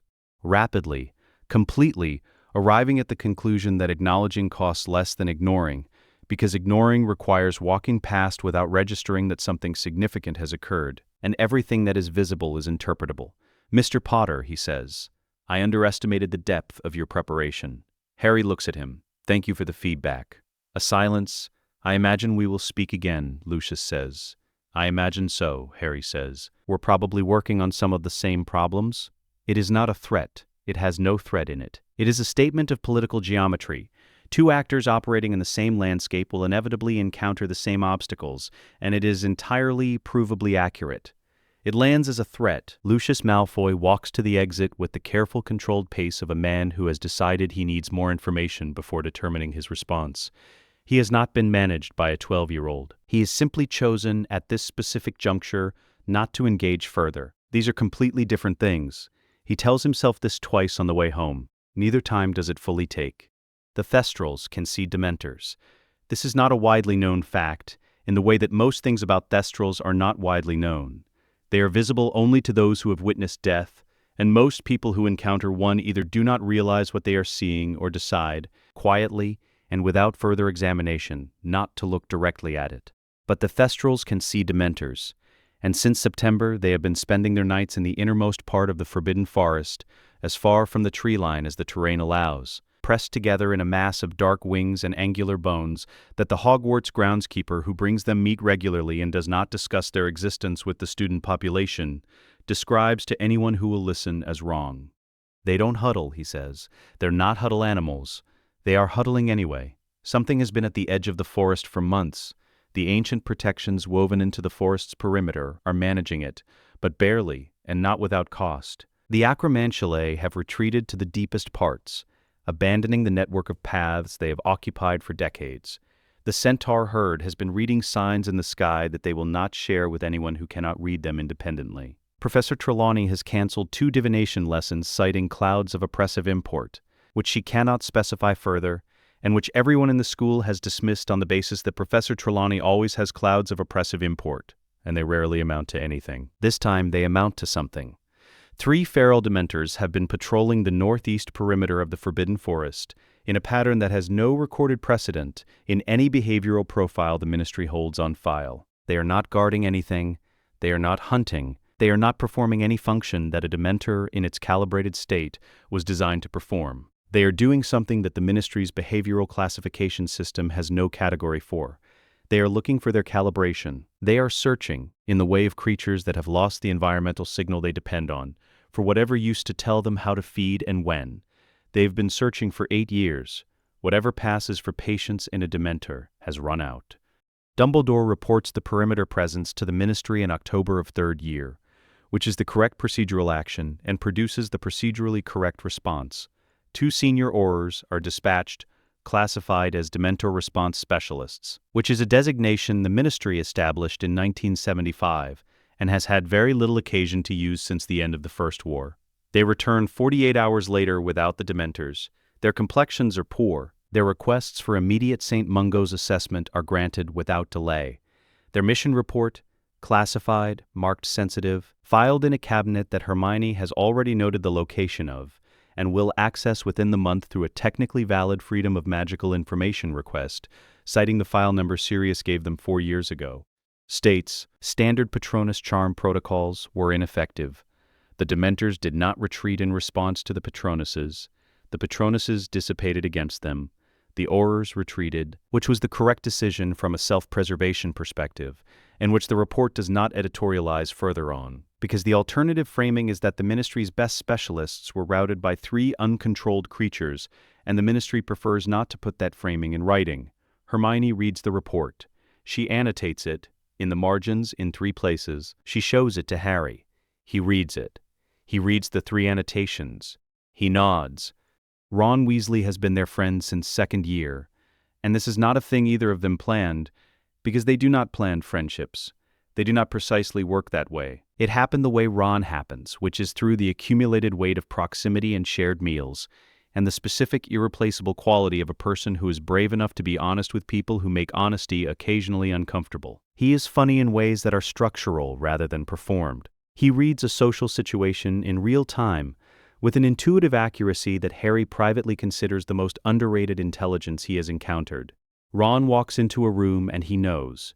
He insists on coming, not because he believes they need protecting.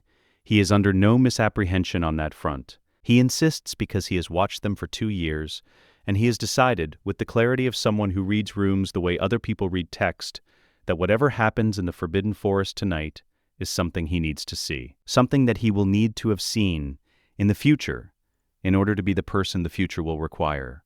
He does not explain this to them. They don't ask. They enter the Forbidden Forest at midnight. The route is Harry's.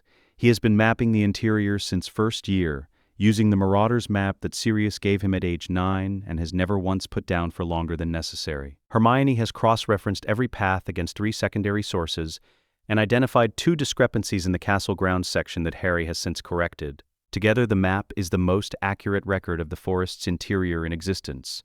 including the Ministry's own. The northeast perimeter. 20 minutes of walking through dark that thickens as they move. The cold arrives before they see anything. Not cold in the way of temperature dropping, cold in the way of absence, of the specific sensory negation that Dementors produce as a byproduct of their existence. The air doesn't cool, it empties. The warmth in the chest that ordinary people carry without noticing is simply no longer there, and the body registers the gap before the mind registers what caused it. Ron's breath shortens. He breathes through his mouth, which does not help, and he does not slow down because slowing down is not something he has decided to do. Harry and Hermione are affected differently. The chill arrives and then stops, blocked at the boundary of something that has no visible edge, the harmonic field their proximity generates, the specific frequency of their coupled magic creating a perimeter that the Dementor effect encounters and does not pass. They are not immune, they are contained, protected by something that exists only when they are together, that has no name in any magical taxonomy, that they have documented in 23 pages of careful empirical notes, and which still does not have a name because no name has yet been adequate. Ron watches the cold stop at the edge of the space between them. He says nothing. His face does something that he will spend the rest of the year trying to categorize. The three feral Dementors turn. They are larger than Azkaban's standard, which was already large enough. 8 years of feral feeding, ambient, unstructured, consuming whatever emotional warmth they could encounter in passing from muggles who would never know what drained them, has done something to their dimension. Filled them in a way that suggests biological function responding to unusual intake. It is wrong, the way that wrongness presents itself before the mind has finished articulating why. Wrong in the specific register of a thing that has grown in a direction things are not supposed to grow. They do not advance, they assess. Or whatever passes, in creatures without eyes that anyone has been able to locate, for assessment. Harry raises his wand. So does Hermione. In the canonical tradition of magical defense against Dementors, a Patronus is an individual production, a single silvery shape fueled by a specific happy memory, expressing the unique emotional signature of the caster. It takes years to master. It requires the specific kind of emotional access that Dementor exposure makes difficult to sustain. What Harry and Hermione produce is not that. When they cast together, their wands do not produce two separate Patronuses. They produce a resonance, a tonal field generated where their magical frequencies meet that expands outward from the point between them and fills the clearing without boundary or shape. It is not light, it is not sound, it is present in the way that certainty is present, not as a sensation but as a fact, occupying space, undeniable, not happiness, not warmth, not the emotional warmth that Dementors feed on and Patronuses are built from, pure, cold, absolute certainty of survival. The Dementors try to feed. They always try. It is the only response they have. The feeding apparatus is ancient and it does not have a fallback position. It encounters something in its path and it attempts to consume it, and this has worked for as long as the species has existed, and so it tries. What it encounters in the resonance field is a frequency that its feeding apparatus was never built to process. Not unfamiliar food, not food at all, noise in the only channel it has, a signal so counter to the calibration of its biology that the apparatus itself cannot decide what to do with it. The Dementors do not explode. There is no drama in it. They come apart at the edges, slowly, in the way that smoke comes apart in a high wind, not with spectacle, not with violence, but with the quiet and inevitable progression of something that was always structurally temporary and has simply arrived at the conditions that reveal this. One edge blurs, then another. The form loses its coherence from the outside inward, the way a word becomes unreadable when you stare at it too long. What remains where each one was is a crystalline silence, a visible absence, a space where something significant used to be, and where the air is now, for the first time in 8 years of feral occupation, simply air. Ron is standing at the edge of the clearing. He watched all of it. He stands in the aftermath, which is silent and cold in the ordinary sense of cold, and somehow much emptier than the surrounding forest. Not emptier of presence, but emptier of weight, as if something that had been bearing down on this specific location for a long time has simply lifted. And he stands there with the focused stillness of someone who is feeling something precisely and is not ready to speak yet. Hermione turns first. She always turns. She is already noting the time, the ambient conditions, the diameter of the clearing, and paces. Ron says, "They were in agony." She stops. She turns fully. What? The Dementors? Ron says. His voice is even. He is not accusing anyone. He is stating what he observed, in the way he observes things, not analytically but truly with the whole of himself. At the end, they were looking for something. They've been looking for it for years. Whatever it was that used to tell them how to be, what to do. They were just. He stops. Lost. A silence. Yes, Hermione says, and you knew that. We knew what they were, she says. What the feral state means biologically. What losing that calibration produces in a creature that has no other framework. Ron looks at the empty space where the nearest Dementor was. He looks at it for a long time. Do you wish we'd left them? She asks. No, he says. He doesn't hesitate on it. Neither do I. Another silence. That's the part that bothers me, Ron says. The Ministry's Dementor response report for the Forbidden Forest incident, filed 6 weeks later, classifies the outcome as follows. 3 feral Dementors, categorized in October, have been neutralized. The method of neutralization is documented as experimental magical resonance application, details proprietary, result confirmed by on-site assessment. The word proprietary is doing a great deal of work in that sentence. It means the 2 students responsible declined to provide a complete methodological account, and since the ministry dispatched its best specialists in October and they came back without a result, the ministry is not in a position from which demanding explanation before accepting the result is politically viable. A senior ORR conducted the on-site assessment of the cleared perimeter 3 days after the event. She filed a supplementary observation as a footnote to the main report. The footnote reads, the cleared perimeter area showed no residual Dementor aura. Standard dispersal events, in every recorded case, leave aura residue for a period of up to 18 months. The cleared area showed none. There was no residue at all. Whatever was applied in this instance did not disperse the Dementors in the standard sense. It appears to have neutralized them at the source level. I do not have a framework for what this means. I am noting it for the record. The footnote is not followed up on by anyone. Dumbledore reads the report from beginning to end. He reads it a second time. He sets it on his desk. He does not immediately reach for anything else. There is a particular kind of loneliness that has no obvious cause. Ron Weasley knows the obvious kinds. He has been familiar with them for as long as he can remember, in the way of someone who has had 6 siblings and a full house, and has grown up understanding that full houses can produce very specific varieties of invisible. He knows the loneliness of being overlooked. Not cruelly, not intentionally, but inevitably because there are only so many hours in a day and only so many people who fit inside a single parent's attention at once, and he has always been the one who fit last. He knows the loneliness of being poor in a world that treats wealth as a proxy for worth. He knows the loneliness of comparison, of always finding yourself 3 steps behind someone who is not trying to outpace you, who is simply moving at the speed they move, and whose natural speed happens to leave you behind. He knows all of these. They are familiar. He has made a peace with them over the years that is not resignation but something more functional than resignation. This is not any of those kinds. This is the loneliness of standing very close to 2 people you love completely and realizing, over time and with increasing precision, that you do not understand them. Not their thinking. He can follow the thinking if they explain it, and they do explain it, carefully and without condescension. What he cannot follow is the absence of certain feelings in the space where certain feelings should be, the gap between what Harry says when a threat is identified and what Ron would say in the same moment. The specific quality of how Hermione absorbs a crisis, the way it enters her as information, exits her as plan, and the transformation between the two does not appear to have an emotional intermediate step. They are not cold people. He knows this. They are, if anything, more sensitive than most. Harry reads people with an accuracy that is almost uncomfortable to observe if you know it's happening. And Hermione carries the weight of every decision they make in a way that costs her sleep and shows in her face in the morning. They feel things. He knows they feel things. They have simply decided, at some point and for reasons Ron understands intellectually and cannot reach emotionally, that their feelings should not govern other people's outcomes. Ron finds this more frightening than he would find 2 cold people, because cold people he has the framework for.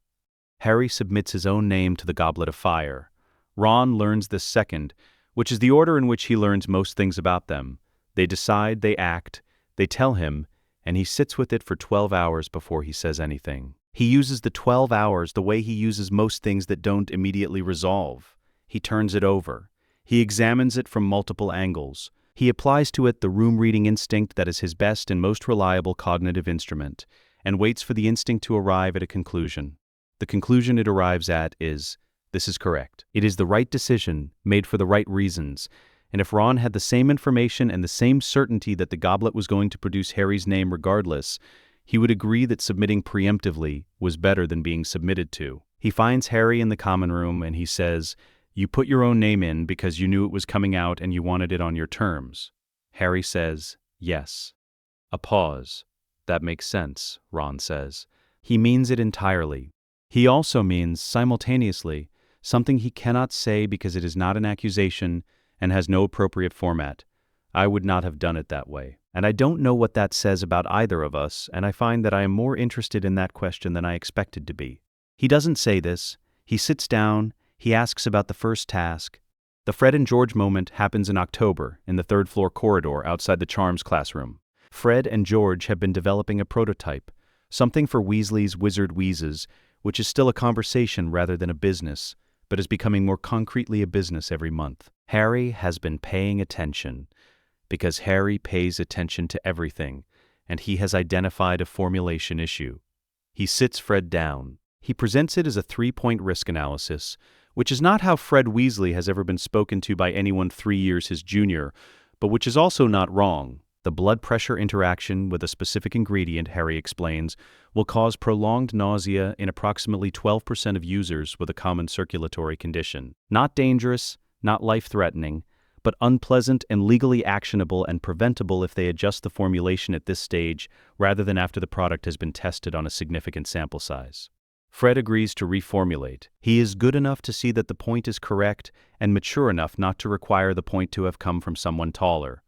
Ron watches Fred's face after the meeting. Fred is 17 and brilliant and has never in Ron's memory been corrected by someone younger in a way that did not feel like an attack. This did not feel like an attack. What it felt like, Ron can see it in the micro-expression. The brief involuntary adjustment of a person who has just been made to feel younger than they are by someone who had no intention of making them feel younger than they are. What it felt like was being told by a very precise instrument that your measurement was off. That is all it was. An accurate measurement, delivered without malice. Harry did not do this intentionally. That is the whole point. Ron overhears the Cedric conversation by accident. He comes into the common room late, from the owlery, and they are already talking, and they don't hear him because they are focused, and because he stops in the doorway when he catches the first sentence and then does not move. He hears Harry say, "He'll die in the final task if Voldemort is behind the cup. We'll need to decide what to do with that information." He hears Hermione say, "We have time. The third task is 9 months out." He hears Harry say, "Yes, we should use that time well." Ron stands in the doorway for long enough that he understands exactly what he is hearing, and that he is not mishearing it. Then he turns around. He goes back to the owlery. He sits with the owls until 2 in the morning, at which point the cold becomes the more insistent problem and drives him back inside. He does not confront them. This is not because he is afraid to confront them, or because he is conflict avoidant, or because he doesn't know what he would say. He doesn't confront them because he has processed what he heard and arrived at the following understanding. Cedric Diggory will die in the final task if they do not act. They know this. They are treating it as a project. The project is the prevention of Cedric's death. They will manage the project with the same systematic competence with which they manage everything. The project will succeed. Cedric will live. Ron knows he should find this reassuring. It is reassuring in the factual sense. It is also the thing about them that he can least make peace with, and he will spend the rest of 4th year turning that discrepancy over in his hands without being able to resolve it. He does not have a breakdown. This is important to say because the absence of a breakdown makes the accumulation harder to see, harder to name. A breakdown has a shape. It has a before and an after, and a visible event in between. What Ron has is a series of moments so small they are almost invisible, each one in private, each one building on the one before without announcing the building. A few minutes sitting alone in the common room after everyone else has gone to bed, looking at the fire without particularly seeing it, a walk around the lake on a Saturday that was supposed to be a Quidditch afternoon, ended with the weather and became a long loop of water and gray sky and the specific quality of thought that arrives when there is nothing to interrupt it. A letter home to his mother, started on 3 separate occasions, and never sent because every version of it sounds, when read back, like a betrayal of two people who have never betrayed him. And he cannot find the framing that says the thing he wants to say without implying something about them that is not true. By the end of fourth year, he has arrived at a very precise accounting of his situation. He loves his best friends. This is not complicated or conditional. He would stand in front of a killing curse for either of them without calculation and without regret. He has thought about this directly, in the way he forces himself to think about difficult things directly, and the answer is consistent and clear. He would also lie awake at 2 a.m. and feel, for the first time in his life, with the particular precision of a new sensation, that the world he is living in does not have a place that is shaped like Ron Weasley. Not that there is no room for him. He is welcome, he is loved, he is included in everything.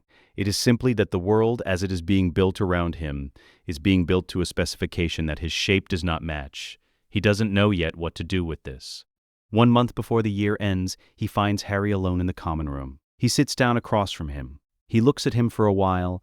Harry meets his gaze with the patient, open attention he brings to conversations he can tell are going to be important. "You don't feel things the way normal people do," Ron says. "What do you mean?" Harry asks, not defensive, genuinely considering the question. "It's like you've got this switch," Ron says, "and at some point you switched something off." "I feel everything," he says. "I've just decided that my feelings shouldn't control other people's outcomes." Ron looks at him. "What's the point of feelings then, if they don't?" "They're information," Harry says. "They tell you what you value, what you need to protect. They're not instructions." A silence. The fire. "I think you might be wrong about that," Ron says. Harry doesn't argue. He doesn't counter. He says, with the genuine openness of someone who is actually considering the possibility, "You might be right." He goes back to eating. Ron sits across from him for a long time. He is not angry.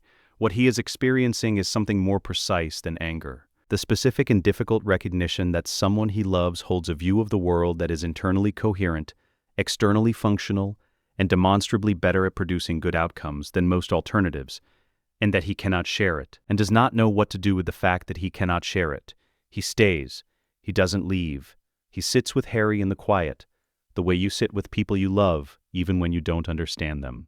The summer before fifth year, Ron and Harry are at the Burrow, which is everything Hogwarts is not: warm, loud, full of things slightly broken, and thoroughly loved. Molly Weasley has noticed, in the way Molly Weasley notices everything, that Ron is quieter than he used to be. Not sad, exactly. Quieter. She waits until there is an afternoon when Harry is writing letters, and the others are elsewhere and the back steps are empty. She brings 2 mugs of tea and sits. She waits. Eventually, Ron says, "Have you ever been friends with someone who you know would absolutely do the right thing, every single time, no matter what? And that's the part you're worried about." Molly thinks about this. She does not dismiss it. "You mean someone who's made a decision about what good means," Ron says. "And the decision is right. And I still..." He stops, starts again. "I still wish they'd made a different one."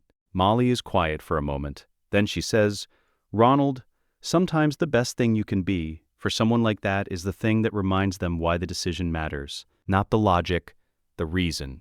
Ron thinks about this for the rest of the afternoon. He thinks about it for the rest of the summer. He doesn't know if she is right. He finds, however, that the question has changed shape. It is no longer, "Why are my best friends frightening?" It is, "What is the thing that I carry that they need from me?" These are different questions. The second one has an answer he hasn't found yet. He spends the summer looking for it. This is, in retrospect, the last year Ron Weasley spends certain that he is in the right story. The year after, he will understand that there is no right story. There is only the one they are all in together, and what each of them brings to it, and whether what they bring is enough. In the canonical timeline, the knowledge that Harry Potter is a Horcrux arrives as a terminal sentence. You must die.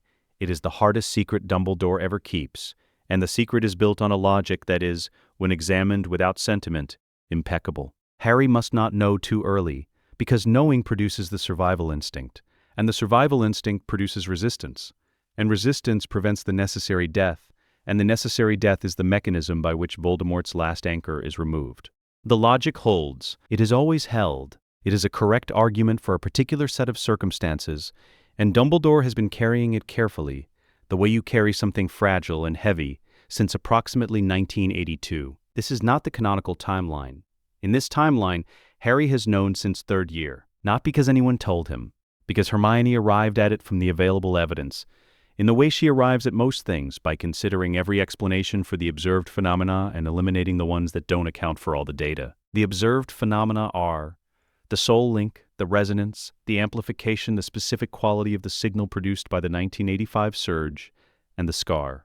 The explanation that accounts for all of them is also the most uncomfortable one. He is a Horcrux. He has been one since he was 15 months old. A piece of Tom Riddle's soul has been living in his scar and leeching off his magical signature for 14 years. And this is, among other things, the source of the resonance that amplified two children's accidental magic into a shockwave that leveled a North Sea fortress on a Thursday afternoon in August. He has had 2 years to sit with this. He and Hermione have had 2 years to sit with it together. The word die does not appear in any of their notes. Confirmation comes in the graveyard at Little Hangleton.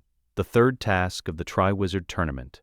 Harry and Hermione have entered the maze together, not as separate competitors, but as the unit the tournament has, despite itself, been unable to prevent them from being.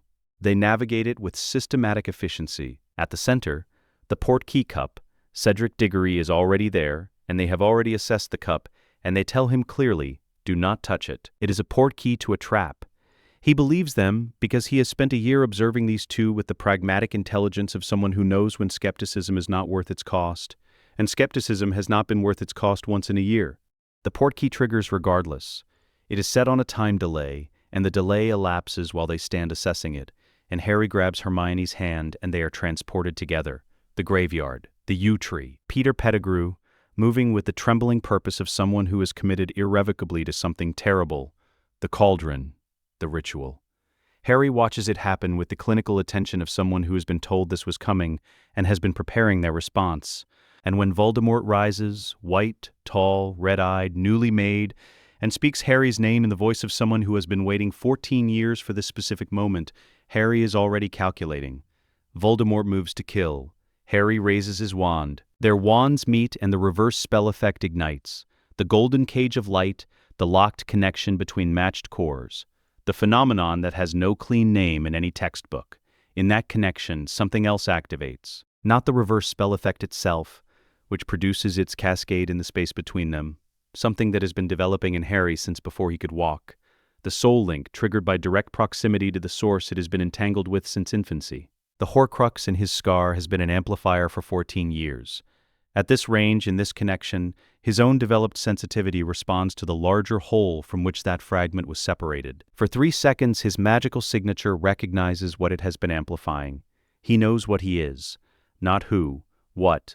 The resonance field, deployed at close range against a body that was made 6 minutes ago and has not yet developed any habituation to the frequency, produces a 6-second window, 6 seconds of disorientation in a newly constructed form that has not yet learned to compensate. Hermione pulls Harry's hand.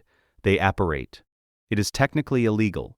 Harry has not completed his apparition certification, and side-along apparition without a license carries a fine and a hearing. This is functionally irrelevant under the circumstances, which is the category of assessment Harry and Hermione apply consistently and without guilt to the gap between technical legality and practical necessity. They land in the Hogwarts entrance hall. Cedric, who watched the cup take them and did not touch it, is waiting at the edge of the maze. He is alive. He will continue to be alive. The project succeeded. The fortnight that follows is not, for Harry and Hermione, a fortnight of trauma. This is not because they are unaffected. They are affected. Harry spends 3 nights unable to sleep in any sustained way, lying in the quiet of their shared study space in the castle's unclassified section and processing the specific physical quality of what that graveyard connection showed him. Hermione sits with him on the 3rd night without speaking, which is the correct response and which she knows is the correct response. By the 4th night he sleeps. By the 5th he has organized what happened into the framework of what they do next. The fortnight is work. They have confirmed the theory. They now have primary source data from the connection, not inference, not the most parsimonious explanation, but direct experiential information about the architecture of Voldemort's soul from a source that cannot be argued with. They can build forward on confirmed foundation. The Horcrux is in Harry's scar. It is a fragment of soul. It has been present for 14 years. It has been amplifying his magical signature since before he could walk. And this is the observation that changes the shape of everything. The amplification is bidirectional. Harry's magic has been amplifying Harry's magic. They have been entangled for 14 years, feeding each other's output in a loop that has made both of them more than either would have been independently. His magic made it stronger. Its presence made his magic stranger, which means the entanglement is not one-directional, which means it can be reversed. The plan takes 2 weeks to design and 3 notebooks to contain. They will drain the Horcrux fragment, siphon the soul piece out of the scar through the resonance connection, using the same harmonic principle by which the 1985 surge occurred in reverse, pulling inward rather than pushing outward, compress it into a containment vessel of their own design, and then use it as fuel for the larger operation against Voldemort's remaining anchors. The fragment will be used to power its own defeat. Like drawing current through a load circuit, the battery runs itself down through the work it is made to do. There is no precedent for this. This is gray magic at its most transgressive. Not dark, because there is no malice and no cruelty in it, no violation for its own sake, no pleasure in the process. But they are proposing to treat a fragment of a human soul as an energy source, to compress it and use it and consume it in service of an outcome, and this sits in a moral register that neither light nor dark magical tradition has ever developed a framework for, because neither tradition ever had the specific combination of capabilities required to have the conversation. They have the conversation anyway. The room of requirement. Late.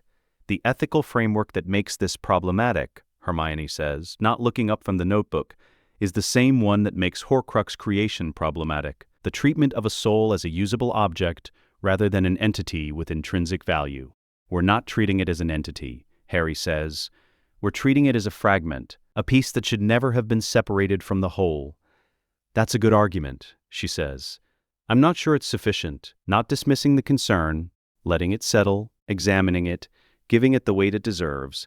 If we don't drain it, he says, the alternative is that I die. The fragment dies with me. Voldemort loses one anchor but retains the others, and the operation becomes slower and costlier and someone else dies in the gap. Does the ethical framework produce a better outcome? Very quietly. Then we proceed. She picks up her pen. She adds a note to the page, not to the plan itself, but to the margin, a record of this specific moment, this specific argument, its conclusion, and what the conclusion cost. We proceed, she says, but I want it documented that we argued about it. The ghost of something crosses his face. Not quite a smile, the recognition of her, specifically. Documented, he says. She writes the date. She underlines it once. Dumbledore requests the end-of-year meeting in June, as he does every year since second year. The private conversation in the headmaster's office that is nominally about Harry's academic progress and is actually a careful navigation toward the information Dumbledore has been managing since 1981. The prophecy, the Horcrux, the shape of what is coming, and Harry's necessary role in it. He has been preparing this specific conversation since the tournament ended. He knows how to deliver news of this weight. He has done it before, in different forms, with different people, and he knows the architecture of the delivery, the approach, the careful framing, the weight, the landing, the acceptance he needs to cultivate in the recipient. He begins, he arranges the words, he talks about the war, about sacrifice, about the specific nature of Harry's importance, and about how some truths must be distributed across time rather than delivered whole. He draws breath for the crucial sentence. Harry says it for him. All of it. Every piece of the Horcrux theory. All 7 fragments. Nagini, the diary, the ring, the locket, the cup, the diadem, the snake, and the scar. Harry delivers the complete framework in 2 minutes, accurately, without notes, at the specific cadence of someone who has known something long enough that recitation requires no more effort than breathing. The silence that follows has a particular quality. How long, Dumbledore says, have you known? Since 3rd year, Harry says. Confirmed in the graveyard. Another silence. I planned, Dumbledore says, choosing his words with visible care, to tell you this in stages, to give you time to accept it, Harry says. I know, I've had 2 years. He pauses. I have a plan. It's better than yours. He does not say this with cruelty. He does not say it with satisfaction. He says it the way he says true things, directly, without decoration, as a fact he has determined is worth putting in the air between them. I can walk you through it if you'd like. Dumbledore says, yes, I would like that. He listens for 45 minutes. He does not interrupt. He sits with his hands folded and his expression carefully arranged, and he listens to a plan that accounts for contingencies he had not yet considered, and that solves, with an elegance he recognizes, but could not have produced, the central problem that has been keeping him awake since 1982. At the end, he is quiet for some time. "You've accounted for contingencies I hadn't considered," he says. "We've had more time," Harry says. "We," Dumbledore says. "Hermione and I," Harry says. "She did most of the theoretical work. I provided the primary source data." Dumbledore looks at Harry Potter, this 15-year-old who is also the most dangerous and the most careful person he has spoken to in a career that has included, at various points, Gellert Grindelwald, and feels something arrive that he does not immediately have a name for. He allows it to arrive before he examines it. It is, when examined, relief, the purest and most uncomplicated relief he has felt in 30 years. The sensation of a weight he had accepted as permanent, being placed carefully and competently in other hands. He was always hoping someone would find a way. He had simply never prepared for the someone to be this. The Ministry of Magic occupies a particular position in the architecture of any magical society. It is simultaneously the institution most necessary to collective function, and the institution most structurally inclined toward the protection of its own interests over those of the collective it nominally serves. This is not a criticism of the individuals who staff it. Most of them are doing their jobs honestly and with the best available intentions. It is an observation about institutional physics. A large body, once in motion in a particular direction, requires an equivalent force to change course. The force must be applied from outside the body because the body itself will not generate a force against its own direction. This is not malice. It is simply how large bodies work. Cornelius Fudge has been Minister for Magic for 5 years by the start of Harry and Hermione's 5th year. He is not a corrupt man in any theatrical sense. He has not enriched himself beyond what his position entitles him to. He has not arranged for enemies to disappear or allies to be rewarded with contracts they did not earn. He is, in the assessment of people who have worked alongside him for 20 years, fundamentally decent. He is also a man who built an entire career on the careful management of information and the strategic avoidance of anything that cannot be made to look good in a press release. He has been managing the information about Azkaban's collapse since 1985. He has not, in 10 years, stopped knowing what is in the file. What changes in 5th year is this. Harry Potter is increasingly, publicly, repeatedly claiming that Voldemort has returned. He is saying it in classrooms. He is saying it in the corridors. He has said it to the Daily Prophet, whose editorial team declined to print it, but whose junior reporter wrote the story and filed it, and has been watching it sit in a folder waiting for the moment when sitting still stops being viable. This is bad for the ministry in ways that stack. Bad for public confidence. Bad for institutional stability. Bad for Fudge specifically, because the return of Voldemort is the one event that most comprehensively illuminates every failure of the preceding 15 years. If Voldemort has returned, the First War never truly ended. If the First War never truly ended, then everything the Ministry has been presenting as peace and stability is a narrative. And if the narrative unravels, the first thread anyone will pull is the one marked 1985, the year the most secure prison in the wizarding world collapsed, and the Ministry filed it under maintenance failure. Fudge's calculus is simple, if not admirable. Silence Harry Potter before he gives anyone a reason to pull the thread. He constructs the legal case over 18 months. He is careful. He is, whatever else he is, a man who understands how to build a procedural case from insufficient materials. He has the file numbers. From a sympathetic contact in the Department of Magical Catastrophes archive, he has acquired not the contents of the 1985 investigation. Those are classified at a level that would create a paper trail he cannot afford, but the existence of the investigation and its charge codes. This is enough to establish that an investigation occurred.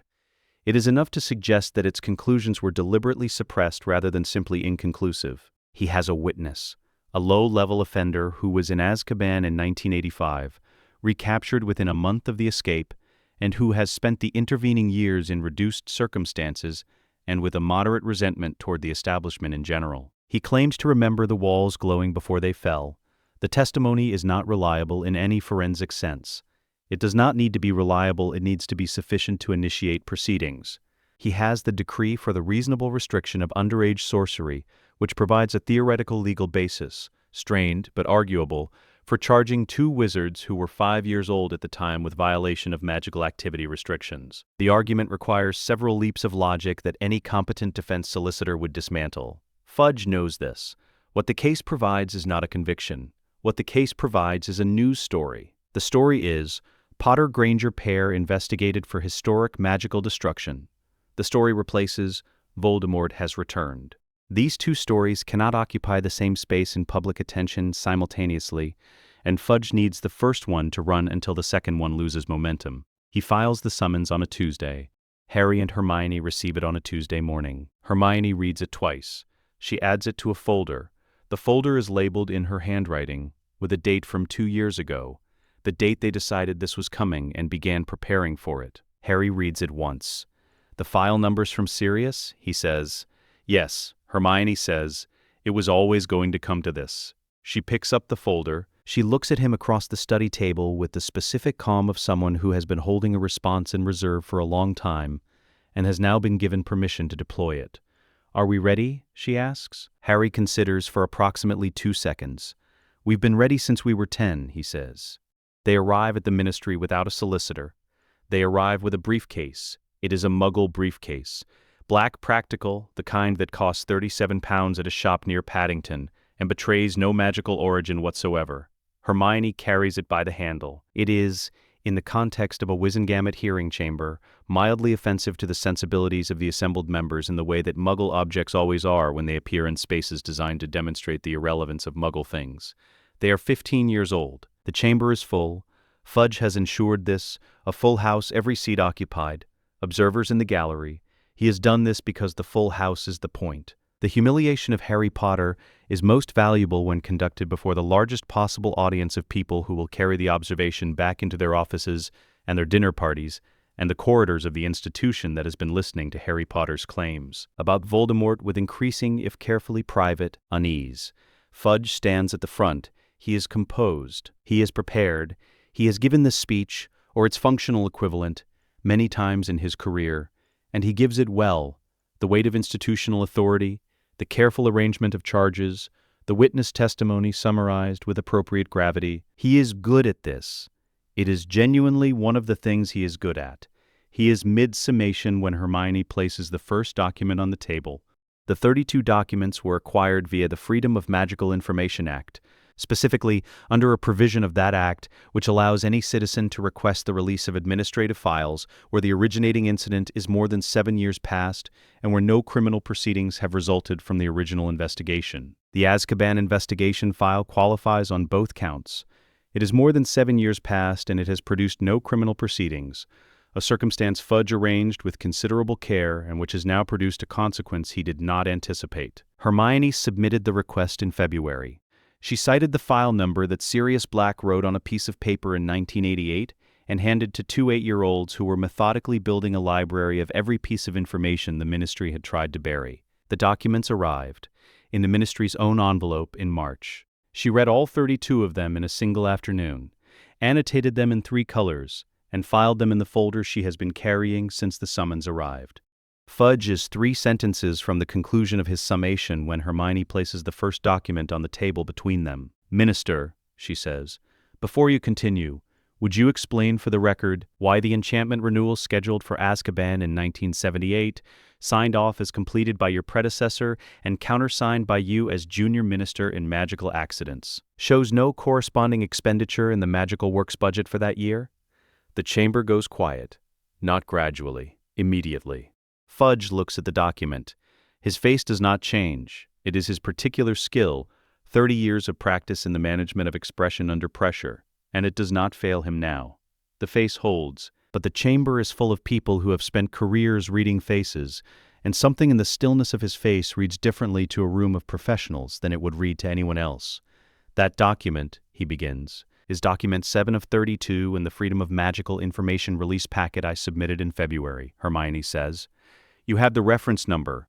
She places a second document on the table. This is the 1981 internal memorandum from a junior official in your department, warning that Azkaban's foundation wards were showing critical structural stress and recommending immediate renewal. It is dated 4 months before the collapse. It is marked reviewed and filed in a different hand from the authors. No renewal was scheduled. A third document. This is the safety inspection report from 1979, showing an enchantment renewal that did not occur despite being logged as complete in the official record. She straightens the 3 documents with a precise, unhurried adjustment. The charge against us, she says, is violation of the decree for the reasonable restriction of underage sorcery, arising from an event in 1985 which your office has classified as having caused the collapse of Azkaban. Our position is that any magical surge we may have produced was a detonator, not a cause. The cause was 30 years of documented, deliberate institutional negligence. The documents on this table represent 7 of 32 pieces of evidence supporting that position. She looks at Fudge, not with anger, not with triumph, with the specific neutrality of someone presenting findings to a room that requested them. If this chamber intends to charge 2 15-year-olds with destroying a prison that your own internal records show was already collapsing, we are ready to proceed. We are also ready to submit all 32 documents to the Daily Prophet. Either way, Fudge's summation is not completed. He does not reach the concluding sentence. After the third document, the chief warlock of the Wizengamot calls a recess. This is procedurally appropriate. It is also the most consequential thing the chief warlock has done in 3 years of service, because the recess is the moment at which everyone in the chamber has the opportunity to look at each other without being on the record. The recess lasts 3 hours. When the chamber reconvenes, the charges against Harry Potter and Hermione Granger have been classified as under review pending further investigation. This is the specific ministry language that means we are not proceeding. Not dismissed. The ministry does not dismiss charges, because dismissal implies the charges were wrong, and the ministry does not put that in writing, but suspended indefinitely in a category from which no further action is expected or intended. Fudge walks through the ministry atrium afterward. His pace is controlled. It is, by any external observation, the pace of a man going about his day. What it is internally is the pace of a man calculating. He has 2 choices.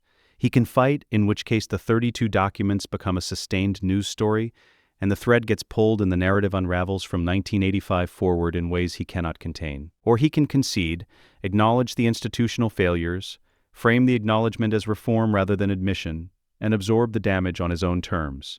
He concedes. 6 weeks later, he announces a comprehensive review of magical infrastructure maintenance protocols, citing historical oversight. It is, by any measure, a competent piece of political management. He frames the concession as forward-looking. He uses the word reform 4 times. He mentions the names of 2 respected ministry officials who will lead the review and whose credibility lends the process legitimacy it would not otherwise have. It is, as an act of political management, impressive. What he cannot manage is the knowledge. It is already in the building. It spread through the ministry staff who attended the hearing before the recess ended, through the assistants who were taking notes, the aurors stationed at the chamber doors, the clerks who were logging the procedural record. It moved the way knowledge moves through an institution, faster than any official channel, more durably than any memo. 2 15-year-olds walked into the Wizengamot with a muggle briefcase and made the Minister for Magic unable to finish a sentence. The story does not need the Daily Prophet. The story is already in every corridor of the building by the time the chamber reconvenes. Fudge does not recover. Not because of the hearing specifically. He weathers the hearing, manages the narrative, produces the review, and survives the political season. But there is, in the months that follow, a perceptible shift in the texture of his authority. The people who worked with him before the hearing knew he had weaknesses. After the hearing, they know the shape of them. In a ministry that runs entirely on the perception of institutional strength, knowing the shape of the weakness is the end of the game. The perception cannot be reconstructed once the shape is visible. He resigns in Harry's 6th year. He cites his health. His replacement is structurally better, less invested in the management of specific information, more willing to act on evidence rather than on the implications of evidence for her own position. This is not a coincidence. Harry and Hermione have been thinking about what the ministry should look like after Fudge for 3 years. The replacement is not their candidate in any direct or documentable sense. She is simply the most qualified person available, and they have, over 3 years of methodical Wizengamot observation, ensured that her qualifications are visible to the people who make the decision. It is, as these things go, a clean operation. There are 2 ways a war ends. The first is through attrition, the grinding destruction of resources, infrastructure, and will, until one side cannot continue and the other has survived long enough to call that surviving a victory.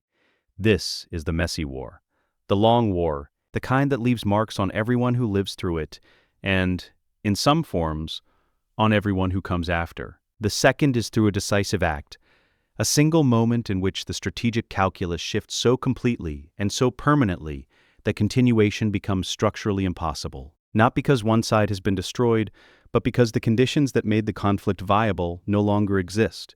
This is the clean war, the kind that gets a date and a name and a chapter in the history books, with the implicit lesson that this is how things are resolved, that there is always a decisive act, that the world can be changed in a moment if the moment is prepared for correctly. Tom Riddle has been planning for the first kind. He is good at the first kind.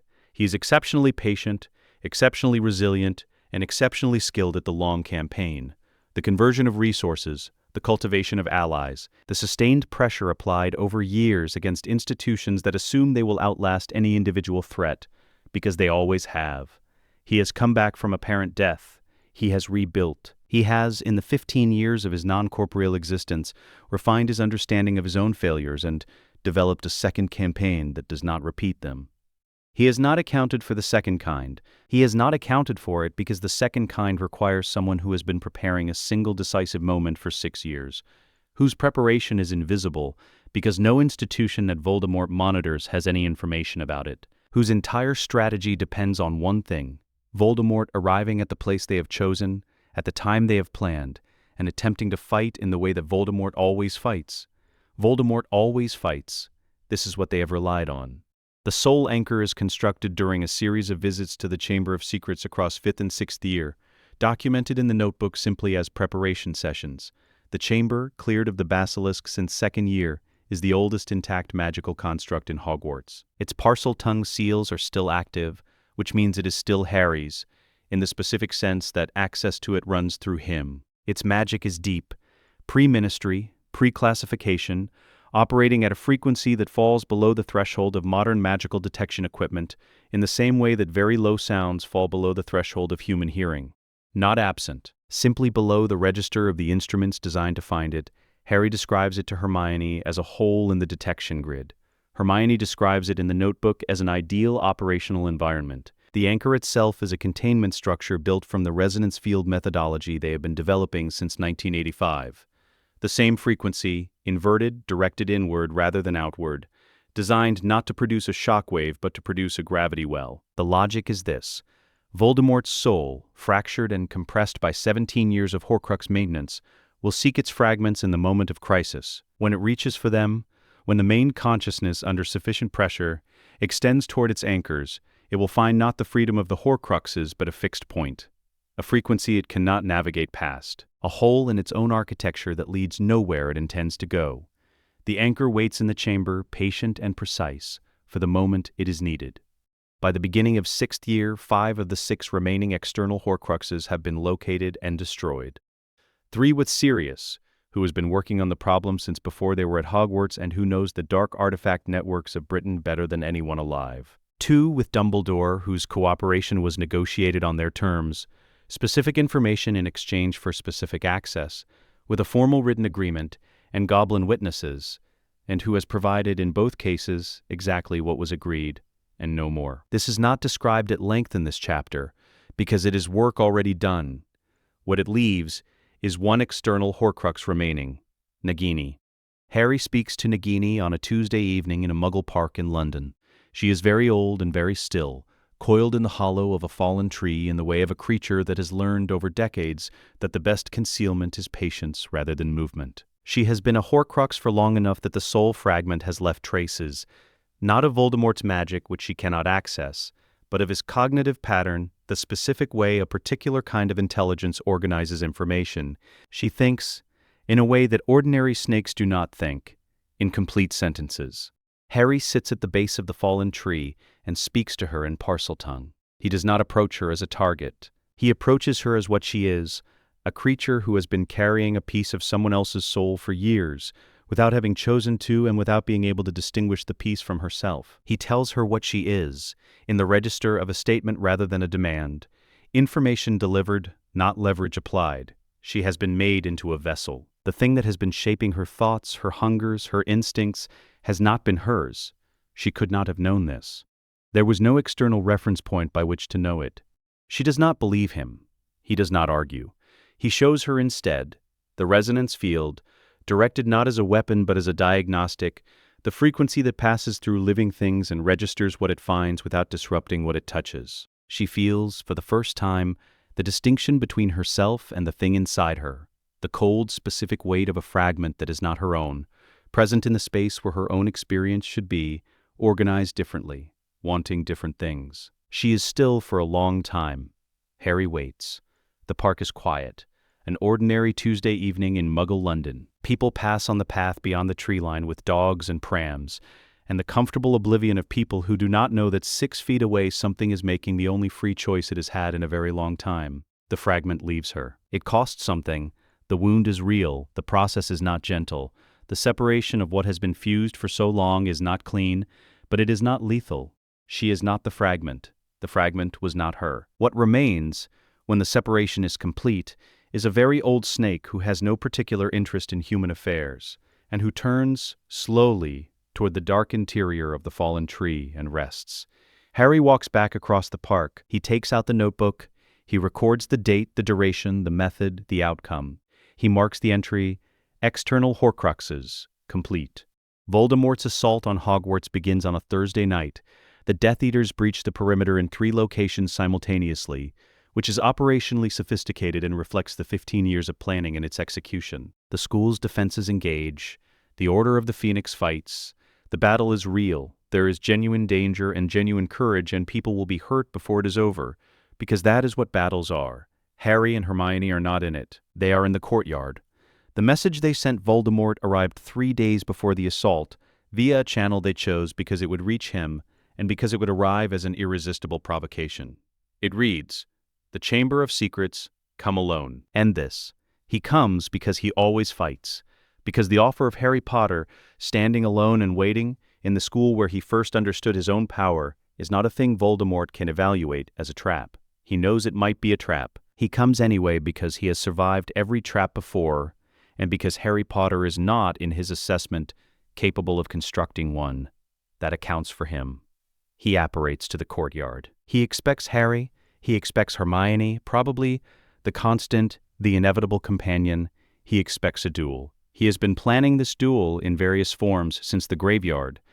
What he finds is Harry on the north side of the courtyard, Hermione on the south, and between them, in the space between them, in the air itself, something that has no visual component and no sound component, and that is nonetheless present in a way that his magical senses register before his conscious mind processes the information. A field, a frequency, the specific harmonic that he has encountered once before, briefly in the graveyard, and which his newly made body had not been equipped to process. This body has had 2 years. It is still not equipped for this. He cannot curse through it. He tries twice, with 2 different constructions, the killing curse first, which dissipates at the field's boundary without crossing, and a blasting hex second, because he always has. The hex dissipates at the same boundary. He cannot apparate. The anchor below is active and pulling, drawing the resonance of his fragmented soul toward it with the quiet, constant pull of something that has been designed to be stronger than the instinct to escape. He cannot disapparate. The direction of pull is inward. He has encountered walls before. He has never encountered a wall he could not find the edge of. He is very still. Then he says, "What is this?" "You cannot destroy what I am," Voldemort says. The voice carries its quality of theater, the centuries of performance, the accumulated authority of a person who has rarely needed to raise his voice because the room has always gone quiet before he does. "I am beyond death. I have made myself beyond death." "We're not destroying you," Harry says. Quiet, not performing anything, standing 12 feet away in the courtyard with his wand at his side and his hands steady. A pause. "We're archiving you," Harry says.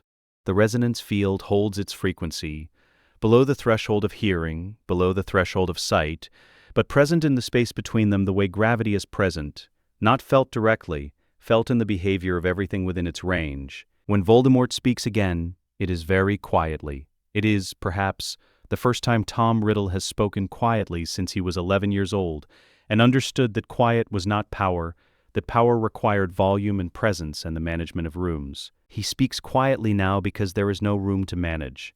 What does that mean? "It means you'll be contained," Harry says. "In the chamber, in the anchor, the fragments will hold together there. They'll have each other. You won't cease to exist. You'll just stop being able to affect anything." A silence that is not empty.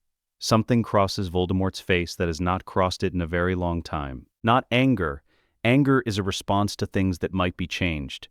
Not fear in its common form. Fear is a response to death, and Voldemort has made himself, at significant cost, difficult to kill. What crosses his face is the specific fear of someone who has spent his entire adult life defeating one particular outcome and has just encountered an outcome he did not consider. Forever, he says. We haven't determined the upper bound, Harry says. The anchor pulls. The field tightens. The 11 minutes begin.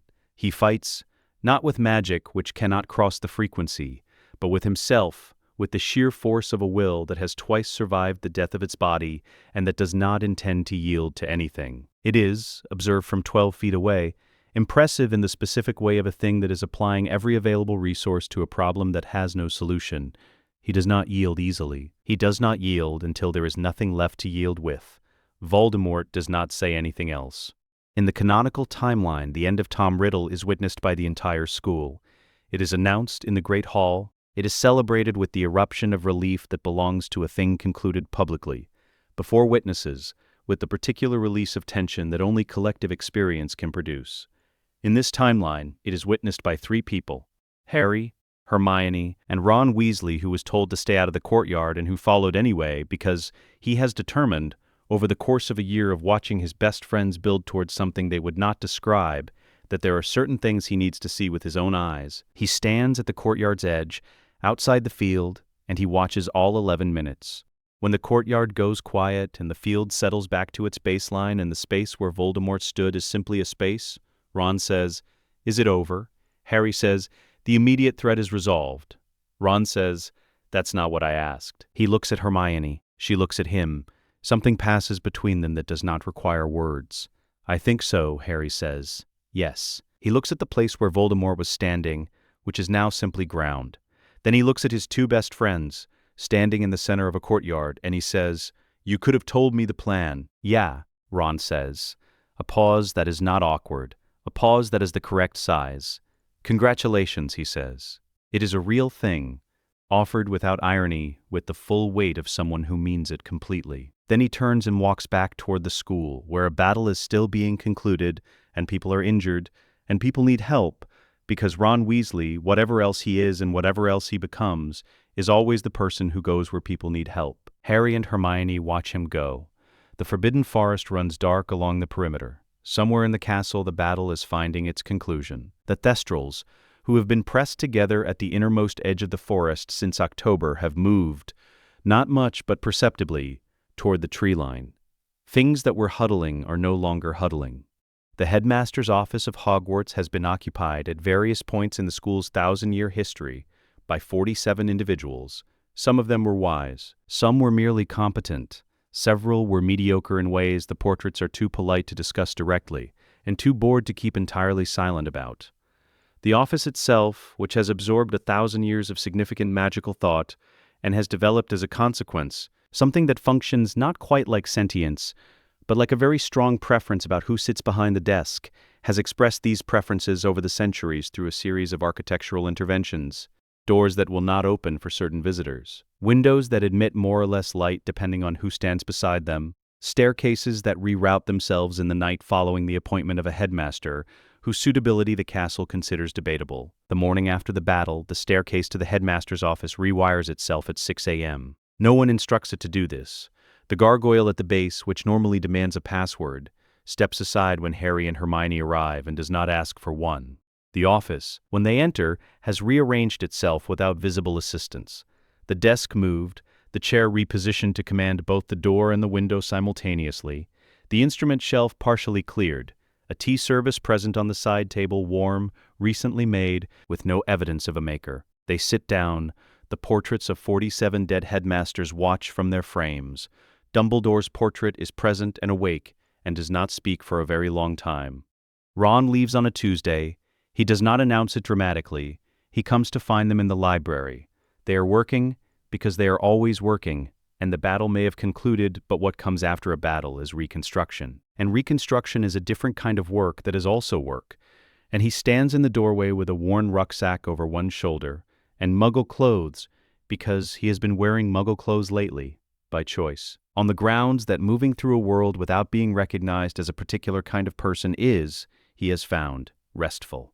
He stands in the doorway for a moment. "You're going to be brilliant at it," he says. He means the reconstruction.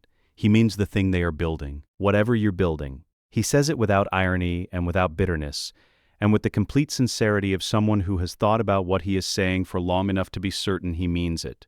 He says, "I just can't live in it." He leaves. He goes to the burrow first, for 2 weeks, where his mother holds him and does not ask questions he doesn't want to answer, because Molly Weasley has always understood that certain truths need to arrive in their own time, and that creating the conditions for that arrival is sometimes the most useful thing you can do. Then Muggle London, where he gets a flat in a neighborhood where no one knows his name, and where the particular absence of expectation that characterizes a place that has no idea who you are is, he discovers a form of rest he has needed for some time. Then Australia, where Hermione's parents are living and where they make him cups of tea and ask him ordinary questions and do not require him to have opinions about the future of wizarding governance. He does not come back for 3 years. When he does, he comes back different, lighter in the specific way of a person who has found the shape of a life that fits them and has spent enough time living inside it to be certain it isn't temporary. Harry and Ron shake hands. Hermione and Ron hold each other for a long time. They have dinner. It is not awkward. It is what it always was, and also something that it was not before. 2 people who love each other and a third who loves them both. All of them aware that some friendships survive transformation and some do not, and that the ones that survive are not necessarily the ones that look the same on the other side. The ones that survive are the ones that were always, underneath everything, about the people rather than the shape they made together. The ministry is not destroyed. This is a decision, not an outcome. Destroying institutions is straightforward. The difficulty lies in rebuilding, in replacing a failed structure with something that does not, over time, replicate the specific failures of the thing it replaced. History is full of revolutions that produce the same room in a different color. Harry and Hermione do not take positions in the ministry. They decline the titles that are offered. There are many, offered with the urgency of an institution that has just survived a war and is attempting to demonstrate that it can identify and elevate the people responsible for its survival. Chief Warlock, Minister, a range of deputy and undersecretary roles with clear succession pathways, all declined formally, in writing, with a brief statement of reasoning that is more diplomatic than their private reasoning but not inaccurate. What they do instead is sit on a committee that has no formal title, and that they establish with the specific quiet competence of people who know that informal authority, when properly positioned, is more durable than formal authority because it is harder to remove by procedure. From this committee, they restructure the ministry's institutional architecture from beneath. Not all at once, not dramatically, but methodically in the way they have always done things. The first major reform, the Wesengamott's hereditary seats, are abolished. The opposition to this is vigorous, loud, and sustained, which is what opposition always is from people who have held power by inheritance long enough to have confused their holding of it with their deserving of it. Harry and Hermione present the case in the committee room and the public record with the same thoroughness they brought to the Azkaban files. The precedent is documented across 38 pages. The counter-argument produces nothing that the documentation does not already account for. The reform passes. The second reform, the Department for the Regulation and Control of Magical Creatures, is redesigned with centaur and goblin representatives in formal advisory roles. The first time in the ministry's history that the regulated have a structural voice in the construction of the regulations that govern them. The third, St. Mungo's, receives a reorganization focused on long-term care rather than emergency stabilization, because a hospital that only manages crises and never addresses their foundations is not, by any useful definition, a hospital. Azkaban is not rebuilt. A new detention facility is constructed in a different location, with different architecture, governed by oversight boards and mandatory review processes, and a foundational prohibition on the use of Dementor contracts. The Dementors that survived the 1985 collapse, as managed entities not feral, those who had been in ministry employ for decades, are given, after considerable philosophical and legal debate across 3 extended sessions, the status of non-citizen beings with protected environmental habitats and an explicit exemption from institutional service. This is not a comfortable outcome. It resolves nothing about what Dementors are or whether the concept of deserving applies to them. It is the most honest outcome available at this time. They recorded in the notebook accordingly. Best available option, current information. Review in 10 years. The portraits have opinions. This is not unusual. They are portraits of people who had strong opinions, and who have spent centuries with nothing to do but refine them. But the opinions become louder in direct proportion to the pace of the changes being planned from the desk below. Some are cautiously supportive. Many are deeply skeptical. Several are outright opposed, and express this opposition in the way of people who have been on the right side of history once and have since mistaken that experience for a permanent qualification. Phineas Nigellus Black watches the Reconstruction meetings with the specific displeasure of someone who has watched a world he understood be systematically replaced by something he did not design and cannot comfortably categorize. In the 6th month after the battle, during a planning session in which Hermione has been presenting restructuring proposals for 45 minutes, he can no longer contain it. "This is not how things are done," he says from his frame to the left of the fireplace. "You cannot simply. The structures you are proposing to dismantle are centuries old. They have functions you are not accounting for. There are reasons." Harry looks up. "I know," he says. "That's the point." A silence. What? Phineas Nigellus says, "If the structures are centuries old and have functions that no one has bothered to articulate since the century they were built in," Harry says, "that's the problem, not the solution. Things being old is not the same as things being right." Something crosses the painted face. Not agreement, not quite, but a reluctant recalibration. "You are 16 years old," Phineas Nigellus says. "Yes," Harry says. "And that's how old I was when I started. If it helps, we've been planning this since we were about 8. One by one, the other portraits in the room go quiet. Not out of agreement, they are not collectively a group inclined toward consensus, but out of the specific recognition of two people doing something without precedent and doing it with a thoroughness that leaves no obvious point of entry for objection. When a thing is being built carefully and completely and with documented reasoning at every step, criticism requires finding a gap in the reasoning. Gaps are hard to find in 23 pages of empirical documentation and 6 years of preparation. The portraits go quiet. Dumbledore's portrait above the fireplace watches from its position of honor.